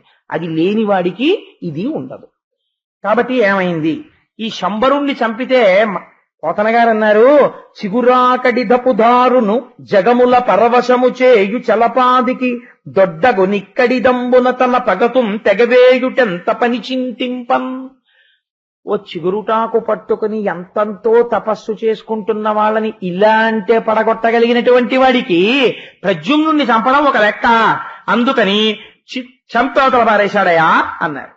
ఇలా చంపేసిన తరువాత ఒక చిత్రం జరిగింది. వెంటనే ఇప్పుడు ఎక్కడికి వెళ్ళాలి, అమ్మని చూడ్డానికి వెళ్ళాలి. మీరు ఒక్క విషయం గమనించాలి, ఇవన్నీ తెలుసున్నవాడు ఒక ఆయన ఉన్నాడు. ఎవరండి, కృష్ణుడికి తెలుసు. కృష్ణుడికి తెలిస్తే కొడుకుని ఎత్తుకుపోగానే నాకు తెలియట్లేదు రుక్మిణి, చారుల్ని పంపించాను రుక్మిణి, సైన్యాన్ని పంపించాను రుక్మిణి, ఎక్కడో తప్పిపోయాడు పిల్లాడు, ఎవరో ఎత్తుకుపోయారు, మనకి తెలియదు ఆ జాడ కూడాను, వాడిని చంపుదామంటే పోనీ తెలియదు అని ఊరుకున్నాడు.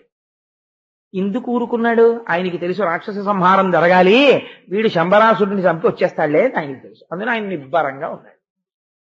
పైకి కొడుకు కోసం వెతుకుతున్న వాళ్లే ఉన్నాడు. అందుకే కృష్ణ పరమాత్మ చెప్పింది చేయడమే తప్ప ఆయన చేసింది నువ్వు చేసే ప్రయత్నం చేయకంటారు. అది పరిపూర్ణ అవతారం. It cannot be imitated. రామచంద్రమూర్తిని మీరు అనుకరించాలి, కృష్ణుణ్ణి అనుకరించకూడదు. రాసలీల నేను చేస్తానంటే కొంపలడిపోతాయి. కాబట్టి ఈయన బయలుదేరి ఆకాశ మార్గంలో రతీదేవితో కలిసి రుక్మిణీదేవి యొక్క అంతఃపురంలో దిగాడు. దిగితే ఒక విచిత్రం జరిగింది అక్కడ. ఏ ఆశ్చర్యం జరిగిందో తెలుసా అండి, వాళ్ళు ఎప్పుడూ కూడా కృష్ణుడినే చూడడం వాళ్ళకి అలవాటు. ఆ ఇంట్లో కృష్ణుడు ఎలా ఉంటాడో ముద్ర ప్రద్యుమ్నుడు అలా ఉంటాడు. వాళ్ళు చూసి చెరికెత్తెలు అంతఃపుర స్త్రీలు అందరూ ఆకాశంలోంచి రతీదేవితో కలిసి దిగాడు. జలదస్యాము ప్రలంబబాహుయుగళు చంద్రానను నీలసంకుల వక్రాలకు పీతవాసు ఘనవక్షున్ సింహమధ్యున్ మహోత్పలపత్రేక్షణు మందహాస లలితుం పంచాయుధుం నీరజాక్షులుత రేమరపాటు చూచి హరియంచుండాగి రయ్యయ్యడం. ఆ అంతఃపురంలో ఉన్న పరిచారికలు సైరంధ్రులు వాళ్ళు తిరుగుతున్నారు. ఒక్కసారి పైనుంచి కిందకి దిగాడు. పట్టు పీతాంబరం కట్టుకుని ఆ చేతులు, ఆ కాళ్ళు, ఆ నడక, ఆ చూపు, ఆ కళ్ళు, ఆ ముక్కు, ఆ నోరు, ఆ నవ్వు అన్నీ శ్రీకృష్ణుడే.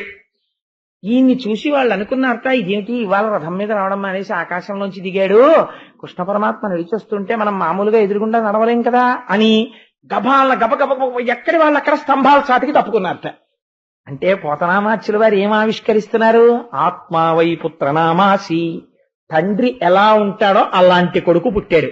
ఇంతకన్నా సజ్జ ఫలితం ఏమిటండి, నిన్న రాత్రి ఈ పాటికి కళ్యాణం అయితే ఇవాళ ఈ పాటికి నడిచొచ్చే కొడుకు పుట్టాడు. కాబట్టి కొందరు హరియగునందురు కొందరు చిహ్నములు కొన్ని కొన్ని హరికి లేవందురు మెల్లన తెలియుదమందురు మరుజూచి కొందరబలలు గుములై. కొంతమంది అబలలు అంతఃపుర స్త్రీలు చూసి లేదు లేదు కృష్ణుడే అదిగో చూసారా కాళ్ళు ఆ చేతులు ఆ పట్టు పీతాంబరం కృష్ణుడే అంటారు. కొంతమంది లేదు ఈ మధ్య కొంచెం వయస్సు వచ్చి ఆయనకి చేతులు అవి కాస్త ముడతలు పడినట్టు ఉంటుంది, కొడుకులా ఉన్నాడు కానీ కొడుకులు లేరు కదా, చిన్నప్పుడు ఎత్తుకుపోయారు కదా, కొడుకు కాడేమో, పోలికలు బాగా ఉన్నాయి, అచ్చ అలాగే ఉన్నాడు అంటున్నారు కొంతమంది. మరి ఎవరు ఎక్కడి నుంచి వచ్చాడు? ఇంట్లో రుక్మిణీదేవి ఉంది, 8 భార్యలు ఉన్నారు, మళ్ళీ ఈయన ఎక్కడి నుంచో వచ్చాడు, ఇది ఎక్కడ గొడవ, ఇప్పుడు ఏ భార్యలోంచి వచ్చాడు అని వాళ్ళందరూ సరే ఎందుకు వచ్చింది ఊరుకోండి, కాసేపు ఆగితే తెలుస్తుంది కదా, రుక్మిణీదేవి వచ్చి అడుగుతుంది, మనకెందుకు ఇలాంటి వాటిల్లో పెద్ద విషయాలు, మనం వేలు పెట్టకూడదు, ఆగండి ఆగండి అన్నారట అని గుంపులు గుంపులుగా చేరి ఒక్కొక్కళ్ళు చూశారు. ఇప్పుడు ఇదేం చిన్న సబ్జెక్ట్ ఏంటంటే చాలా పెద్ద విషయం. కాబట్టి పోతన గారు ఎంత అందంగా అంటారో, కొందరు అబలలు గుములై గుంపులు గుంపులుగా చేరి మాట్లాడుకుంటున్నారు. ఇప్పుడు ఎక్కడ దూరం దూరంగా నిలబడి, ఆయనకి అంతఃపురం కొత్త కాబట్టి ఆయన అమ్మ కోసం చూసుకుంటున్నాడు, ఎక్కడుంది రుక్మిణీదేవి అని. ఇప్పుడు ఎవరి దగ్గరికి వెళ్ళి చెప్పాలి ఈ మాట? ఎక్కడ దిగాడు? రుక్మిణీదేవి అంతఃపురంలో దిగాడు. ఇప్పుడు ఆయన కొడుక అచ్చు ఆయనలాగే ఉన్నాడు, కానీ ఆయన కాదేమో అని కొందరు అనుకుంటున్నారు. ఇప్పుడు ఆయనో కొడుకో చెప్పగలిగింది రుక్మిణీదేవి ఒక్కతే. ఎలా చెప్పగలదు అంటే, నిన్నటి రోజున మొగుణ్ణి గెలుచుకుంది, ఇవాల్టి రోజున మాతృత్వంతో కొడుకుని గెలుచుకుంటుంది రుక్మిణీదేవి. ఎంత పొంగిపోతుందండి మా తల్లి ఇవాళ ఈ కథ విని. నిన్నటి రోజున రుక్మిణీ కళ్యాణం విన్న వాళ్ళకి, ఇవాల్టి రోజున వినాయక ప్రసాదం తీసుకుంటున్న వాళ్ళకి అమ్మవారు నిన్న విన్న కన్యపిల్లలందరికీ వివాహానంతరం పండుగ మగపిల్లల్ని ఆడపిల్లల్ని కూడా ఇష్టం కదా. నేను ఒక మాట పరిష్కారం చెప్పాలి. పురుషాధిక్యం చూపించారు మా కోటేశ్వరారు, ఆయనకు 100 రూపాయలు పంచి ఆవిడకి 60 రూపాయల చీర అన్నారు. 100 రూపాయల పంచె నేను కట్టుకోకుండా 100 రూపాయల చీర, దానికి 60 రూపాయల పంచె నేను అడిగితే నాకు ఐశ్వర్యం మీద కాంక్ష అని మాత్రమే అనుకున్నాడా ఇంత వైవాహిక జీవితంలో? ఇంతే అర్థమయ్యేటట్టు ప్రవర్తించానా అని నా భార్య చిన్నబుచ్చుకుంటుందని 100 రూపాయల పంచె నేను అడిగాను. కాబట్టి అన్నులు సేరవచ్చి మరునందరు చూడగ తాను వచ్చి, సంపన్న గుణాభిరామ హరి పట్టపుదేవి విదర్భపుత్రి క్రేగన్నుల నా కుమారకుని కైవడి నేర్పడ చూచి, బోటితో జన్నుల సేపనిట్టనియ సంభ్రమదైన్యములులసిల్లగన్. అమ్మా ఎవరో అచ్చు ఆయనలాగే ఉన్నారమ్మా, కృష్ణుల్లా ఉన్నారమ్మా, మీరు వచ్చి చూడండి అమ్మా, మీరు వచ్చి చూడండి అమ్మా అన్నారు. రుక్మిణీదేవి గబగబా మేలి ముసుగుతో వచ్చిందిట. వచ్చి పరపురుషుణ్ణి చూడరు అంతఃపురకాంతలు, అందుకని సన్నగా ఉన్న పరదా చాట్ నుంచి చూసింది. చూడగానే మాతృత్వానికి ఉన్న గొప్పతనం ఏమిటో పోతన గారు ఇక్కడ ఆవిష్కరిస్తున్నారు. ఆవు దూడని చూసినప్పుడు ఎలా ఉంటుందో ఆ చూపు అలా అయిపోయింది. హనుమద్ రామాయణని హనుమ రాసుకున్నారు రామాయణం, అందులో ఒక మాట రాశారు ఆయన, సీతమ్మ తల్లి ఎవరో నాకు తెలియదు, నేను సీతమ్మతో మాట్లాడాలి అని శిరస్సున అంజలి ఘటించి, నేను వానరుణ్ణి కదా, నన్ను నమ్ముతుందా అమ్మ, రాక్షస స్థానంలో ఉన్నది అని అంజలి ఘటించి శిరస్యంజలి మాధాయ అనిలా పెట్టుకుని అమ్మా అమ్మా అంటూ నేను కిందకి దిగినప్పుడు మొట్టమొదటిసారి నా వంక చూసిన మా సీతమ్మ తల్లి కన్నులలో సంటితనంలో తప్పిపోయిన కొడుకు పెద్దవాడయ్యొచ్చి నిలబడినప్పుడు చూస్తే ఎటువంటి మధురమైన భావనతో చూస్తుందో, ఆనాడు మా అమ్మ కన్నులలో నేను అటువంటి ప్రేమని చూశానని రాసుకున్నారు హనుమ. అమ్మ చూపు అంత గొప్పది. అందుకని పోతన గారు కూడా ఎంత గొప్పగా రచించారో చూడండి. విదర్భపుత్రి క్రేగన్నుల నా కుమారకుని కైవడి నిర్పడ చూచి, ఎంతో ప్రేమతో ఇలా చూసేటప్పటికిట ఇది మాతృలక్షణం, ఎదురుగుండా ఉన్నవాడు కొడుకే అన్న భావన ఎందుకు కలిగిందంటే, పుత్రవాత్సల్యం తన్నుకొచ్చి స్తన్యములలోంచి పాలు చేపునకు వచ్చాయి. ఈ కంజేక్షుడు ఈ కుమారకుడు తిలకుండి ఇందు బింబాననుండు, ఈ కంఠీవర మధ్యుడిచ్చటికి నేడెందుండి ఏతించనో, ఈ కళ్యాణుని కన్న భాగ్యవతి మున్నే నోములన్నోచనో, ఏ కాంతామణియందు వీనికనెనో ఏ కాంతుడీ కాంతుని. ఆవిడంది, ఇంత అందంగా ఉన్నాడు ఈ పిల్లాడు, ఈ పిల్లాడిని చూస్తే ఇంత ముచ్చటగా ఉంది, ఈ పిల్లాడు ఎక్కడి నుంచి వచ్చాడో, ఇంత చక్కటి పిల్లాడిని కనడానికి ఆ అమ్మ ఎన్ని నోములు నోచిందో. అందుకే ప్రపంచంలో ఒక సత్పుత్రుడు కనపడ్డాడనుకోండి, ఒక మంచి నడువడి కలిగిన పిల్లవాడు కనపడితే లోకం ఏమంటుందో తెలుసా అండి? ఏ తండ్రి కొడుకో అనదు, ఏ తల్లి కన్న బిడ్డడో అంటుంది. అందుకే పోతన గారు కూడా ఇది పునికి పుచ్చుకునే ఒక మాట అన్నారు, చేతులారంగ శివుని పూజింపడేని, నోరు నొవ్వంగ హరికి తినుడువడేని, దయయు సత్యంబులోనుగా తలపడేని, కలుగ నేటికి తల్లుల కడుపు చేటు అన్నారు. అమ్మని తలుచుకుంటారు. అమ్మ ఏ లోకంలో ఉన్నా పొంగిపోతుంది. నా కొడుకు మంచి పని చేశాడు, నాకు పేరు తెచ్చాడు, నా కడుపార నెవ్వాని కన్న తల్లి నా కడుపున 9 నెలలు మోసి కన్నందుకు నేను వెళ్ళిపోయినా ఏ తల్లి కన్న బిడ్డడో అని స్మరించేటట్టు చేశాడని అమ్మ పొంగిపోతుందిట. అందుచేత ఆవిడంది, ఇంత మంచి పిల్లాన్ని ఎన్ని నోములు నోస్తే కందో ఆ అమ్మ, ఏ మహాత్ముడు ఎటువంటి మహాత్మురాలి యందు ఈ బిడ్డన్ని కన్నాడో, ఎంత అందంగా మాట్లాడిందో చూడండి. అందుకే ఆవిడ రుక్మిణీదేవి అయింది అని ఆ పిల్లాడి వంక చూసి ఆవిడ అంటుంది, అళి నా తొలుచూలి పాపనికి బోర్కాడించినే సూతికాశాలా మధ్య విశాల తల్పగతనై చన్నిచ్చి నిద్రింప నా బాలుం ఆ చను బాలకుంచరచి ఆ చను పాలకుంచరచి ఏ పాపాత్ములేత్రోవమున్నేలీలం కొనిపోయిరో శిశువునా ఏ తల్లి రక్షించను. నేను ఒకానొకప్పుడు నా కొడుకు బతికుంటే ఇంత ఉండేవాడు, ఇలాగే ఉండేవాడు మా ఆయన పోలికతోటి. నేను ఆనాడు నాకు కొడుకు పుడితే వాడికి చనుబాలిచ్చి గాఢ నిద్రలో అమ్మ కొడుకు పుట్టాడు అని ఎంతో సంతోషంతో, కూతురు పుట్టినా తనూభవనాత్మ నిలిపి కదండి, పొంగిపోయి తన ప్రతిరూపాన్ని చూసుకుని పరవశించిపోయి తల్లి మొట్టమొదట స్తన్యములోంచి స్రవించినటువంటి పాలు ఇంత వెలుతురు చూసి ఊపిరందనటువంటి పిల్లవాడికి ఊపిరిని అందించి ఊపిరితిత్తులు సంకోచ వ్యాకోచములు చేయగలిగినటువంటి శక్తిని అమ్మ స్తన్యములోంచి స్రవించిన మొదటి పాలలోనే ఉంటుందిట. ప్రపంచంలో ఇప్పటి వరకు అటువంటి పదార్థాన్ని తయారు చేయగలిగినటువంటి శక్తిని ఏ సైంటిస్ట్ ఆవిష్కరించలేదు. నాకు డాక్టర్ మహాతల్లి జగదీశ్వరి గారు మాతృదేవోభవ అని ఒక పుస్తకం ఇచ్చారు. అందులో ఒక డాక్టర్ గారు రాశారు ఈ విషయాన్ని. ఇది ప్రపంచంలో ఎక్కడా తయారు కాదు. మొట్టమొదట తన కడుపులోంచి బయటికి వచ్చిన పిల్లవాడు కేరమని ఏడవగానే ఆ పిల్లవాడిని ఇలా చేత్తో ముట్టుకోగానే ఇంత బాధ మరిచిపోయి అమ్మ శరీరంలో ఉన్న శక్తి పసుపచ్చ రంగులో స్తన్యములోంచి స్రవించి బిడ్డన్ని బ్రతికిస్తుంది. అందుకే అమ్మ అమృత స్వరూపిణి. ఆ అమ్మకి ఎన్ని మాటలు నమస్కరించినా నీ రుణం తీరదు. నువ్వు బ్రతికున్నావంటే అమ్మ వల్లే. ఆ అమ్మ అంత గొప్పది అని మాతృదేవోభవ అని అంత పెద్ద డాక్టర్స్ ఆయన పుస్తకం రాస్తే జగదీశ్వరి గారికి నేను శిరస్సు వంచి నమస్కరించాను. అమ్మాయి ఎంత గొప్ప బుక్ ఇచ్చారో మా తల్లి నాకని. సరే, అందుచేత ఆవిడంటోంది ఇది తల్లి అనే మాట. ఏమంటుందంటే, ఏ దుర్మార్గుడు ఆనాడు నేను పాలివ్వకుండా ఎత్తుకుపోయాడో, ఇది ఒక స్త్రీ కోరుకునే గొప్ప వరం. ఆ పిల్లవాడిని తన కడుపార మోసి ఆ పుట్టిన పిల్లవాడికి తన స్తన్యం ఇస్తున్నప్పుడు వాడు పాలు త్రాగుతుంటే ఈ ప్రపంచాన్నంతటి జయించేసినటువంటి ఆనందాన్ని పొందేస్తుంది అమ్మాయి. కాబట్టి అంతటి ఆనందానికి దూరం చేశాడే అది రాక్షసత్వం. రుక్మిణీదేవి వాణ్ణి సముద్రంలో పారేసినందుకు రాక్షసుడం లేదు. తల్లి పాలకి దూరం చేసి నేను పాలివ్వకుండా చేసిన దుర్మార్గం ఉందే అది రాక్షసత్వం. అలా ఎత్తుకుపోయాడే, లేకపోతే నా పిల్లాడి వాళ్ళ నా కళ్ళ ముందుండును, ఇంతుండును నా పిల్లవాడు. ఇదిరా అమ్మంటే అని చెప్పింది రతీదేవి. ఆ రతీదేవి చెప్పిన మాటలో అమ్మతనం ఏమిటో ప్రద్యుమ్నుడు విని పొంగిపోతున్నాడు. అమ్మతనం అంటే ఇలా ఉంటుంది, గుర్తు పెట్టుకో. పోతన గారు నిరూపించి చూపిస్తున్నారు. కాబట్టి ఆడదాని ఎంత జాగ్రత్తగా ఉండాలో నేర్చుకో, ఆడదాన్ని ఎంత గౌరవించాలో నేర్చుకో. పోతన గారు రాసిన పద్యాలు ఇటువంటి ఆఖ్యానాలు గుర్తుండవు. అదే పనిగా పురుషాహంకారం అని మాట్లాడుతుంటారు వేదికల మీద చాలా మంది. అదో అర్థం లేని ప్రతిపాదన. మీకెందుకు కనపడవు ఇలాంటి పద్యాలు? మీరెందుకు మాట్లాడరు ఇలాంటి పద్యాల గురించి? మీకు పనికి మాలిన సిద్ధాంతాలు ఎక్కడి నుంచి వస్తాయి? అర్థం లేని చర్చలు, పెద్ద పెద్ద చర్చా వేదికలు, గంటల చర్చలు, అవి టీవీలో టెలికాస్ట్ లో.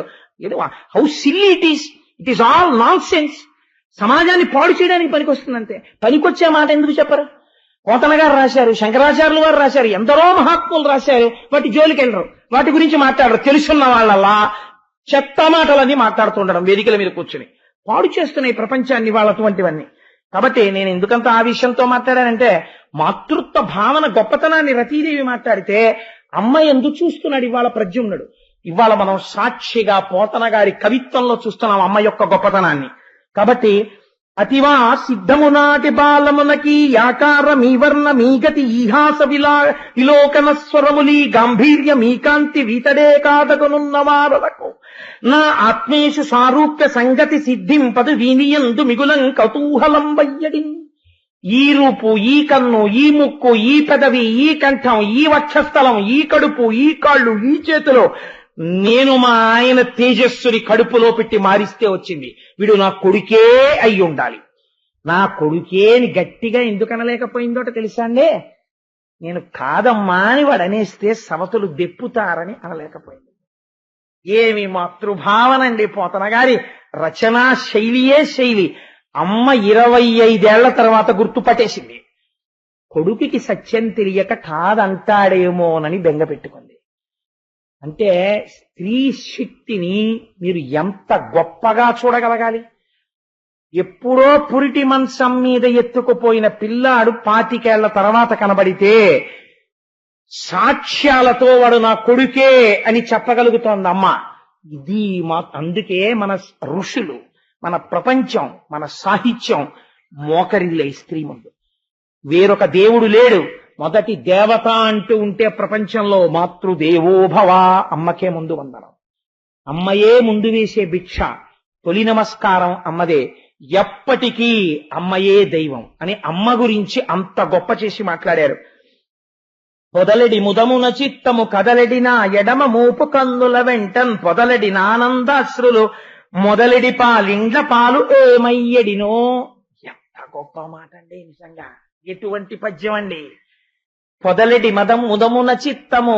ఆ పిల్లాన్ని చూస్తుంటే నా కొడుకే వెళ్ళి కౌగిలించేసుకోవాలనిపించేస్తోంది. ఇది అబద్ధం అవుతుందా? నా ఎడమ భుజం అదురుతోంది, ఇది అబద్ధం అవుతుందా? కన్నుల వెంటన్ బొదలెడి ఆనందాశ్రువులు. ఈ పిల్లాన్ని చూసినప్పటి నుంచి కన్నుల వెంట ఆనందాశ్రువులు కారిపోతున్నాయి, ఇది అబద్ధం అవుతుందా?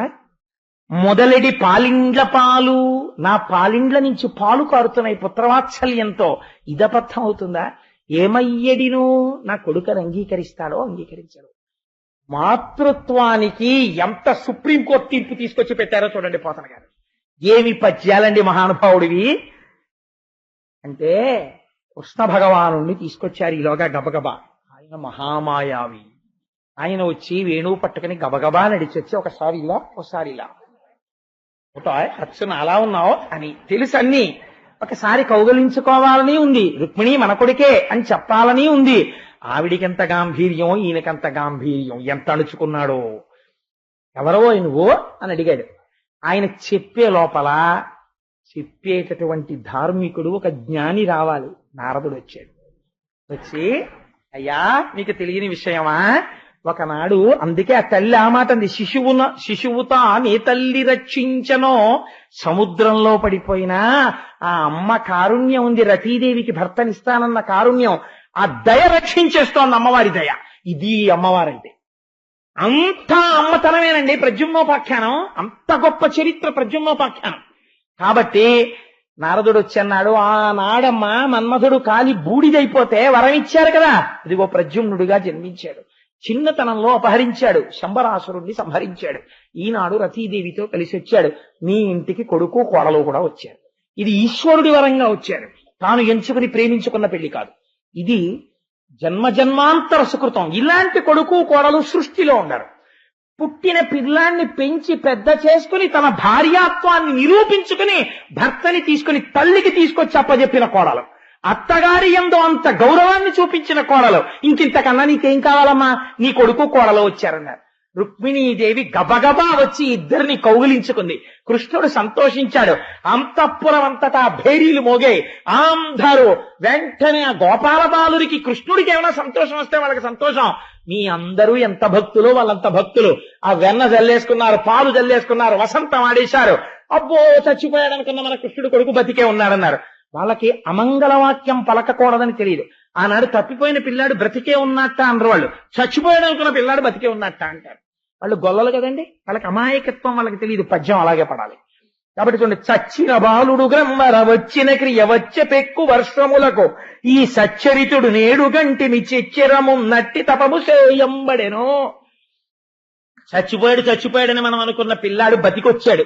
ఆహాహా ఎంత తపస్సు చేసిందో రుక్మిణీదేవి, మళ్ళీ కొడుకు ఇంత వాడై కనపడ్డాడు అని ఈ గోపకులందరూ ఆనందంతో వసంతాలు చల్లుకుంటూ పొంగిపోతుంటే రుక్మిణీ కృష్ణులు కౌగిలించుకుని కొడుకుని కోడల్ని ఇంట్లోకి తీసుకెళ్లి పెద్ద సంబరాలు చేసుకున్నారు. ఒక మంచి మాటతో నిన్న భర్తని పొందిన సంతోషం, ఇవాళ కొడుకుని కోడల్ని పొందిన సంతోషం, జగదంబ ఆనందం.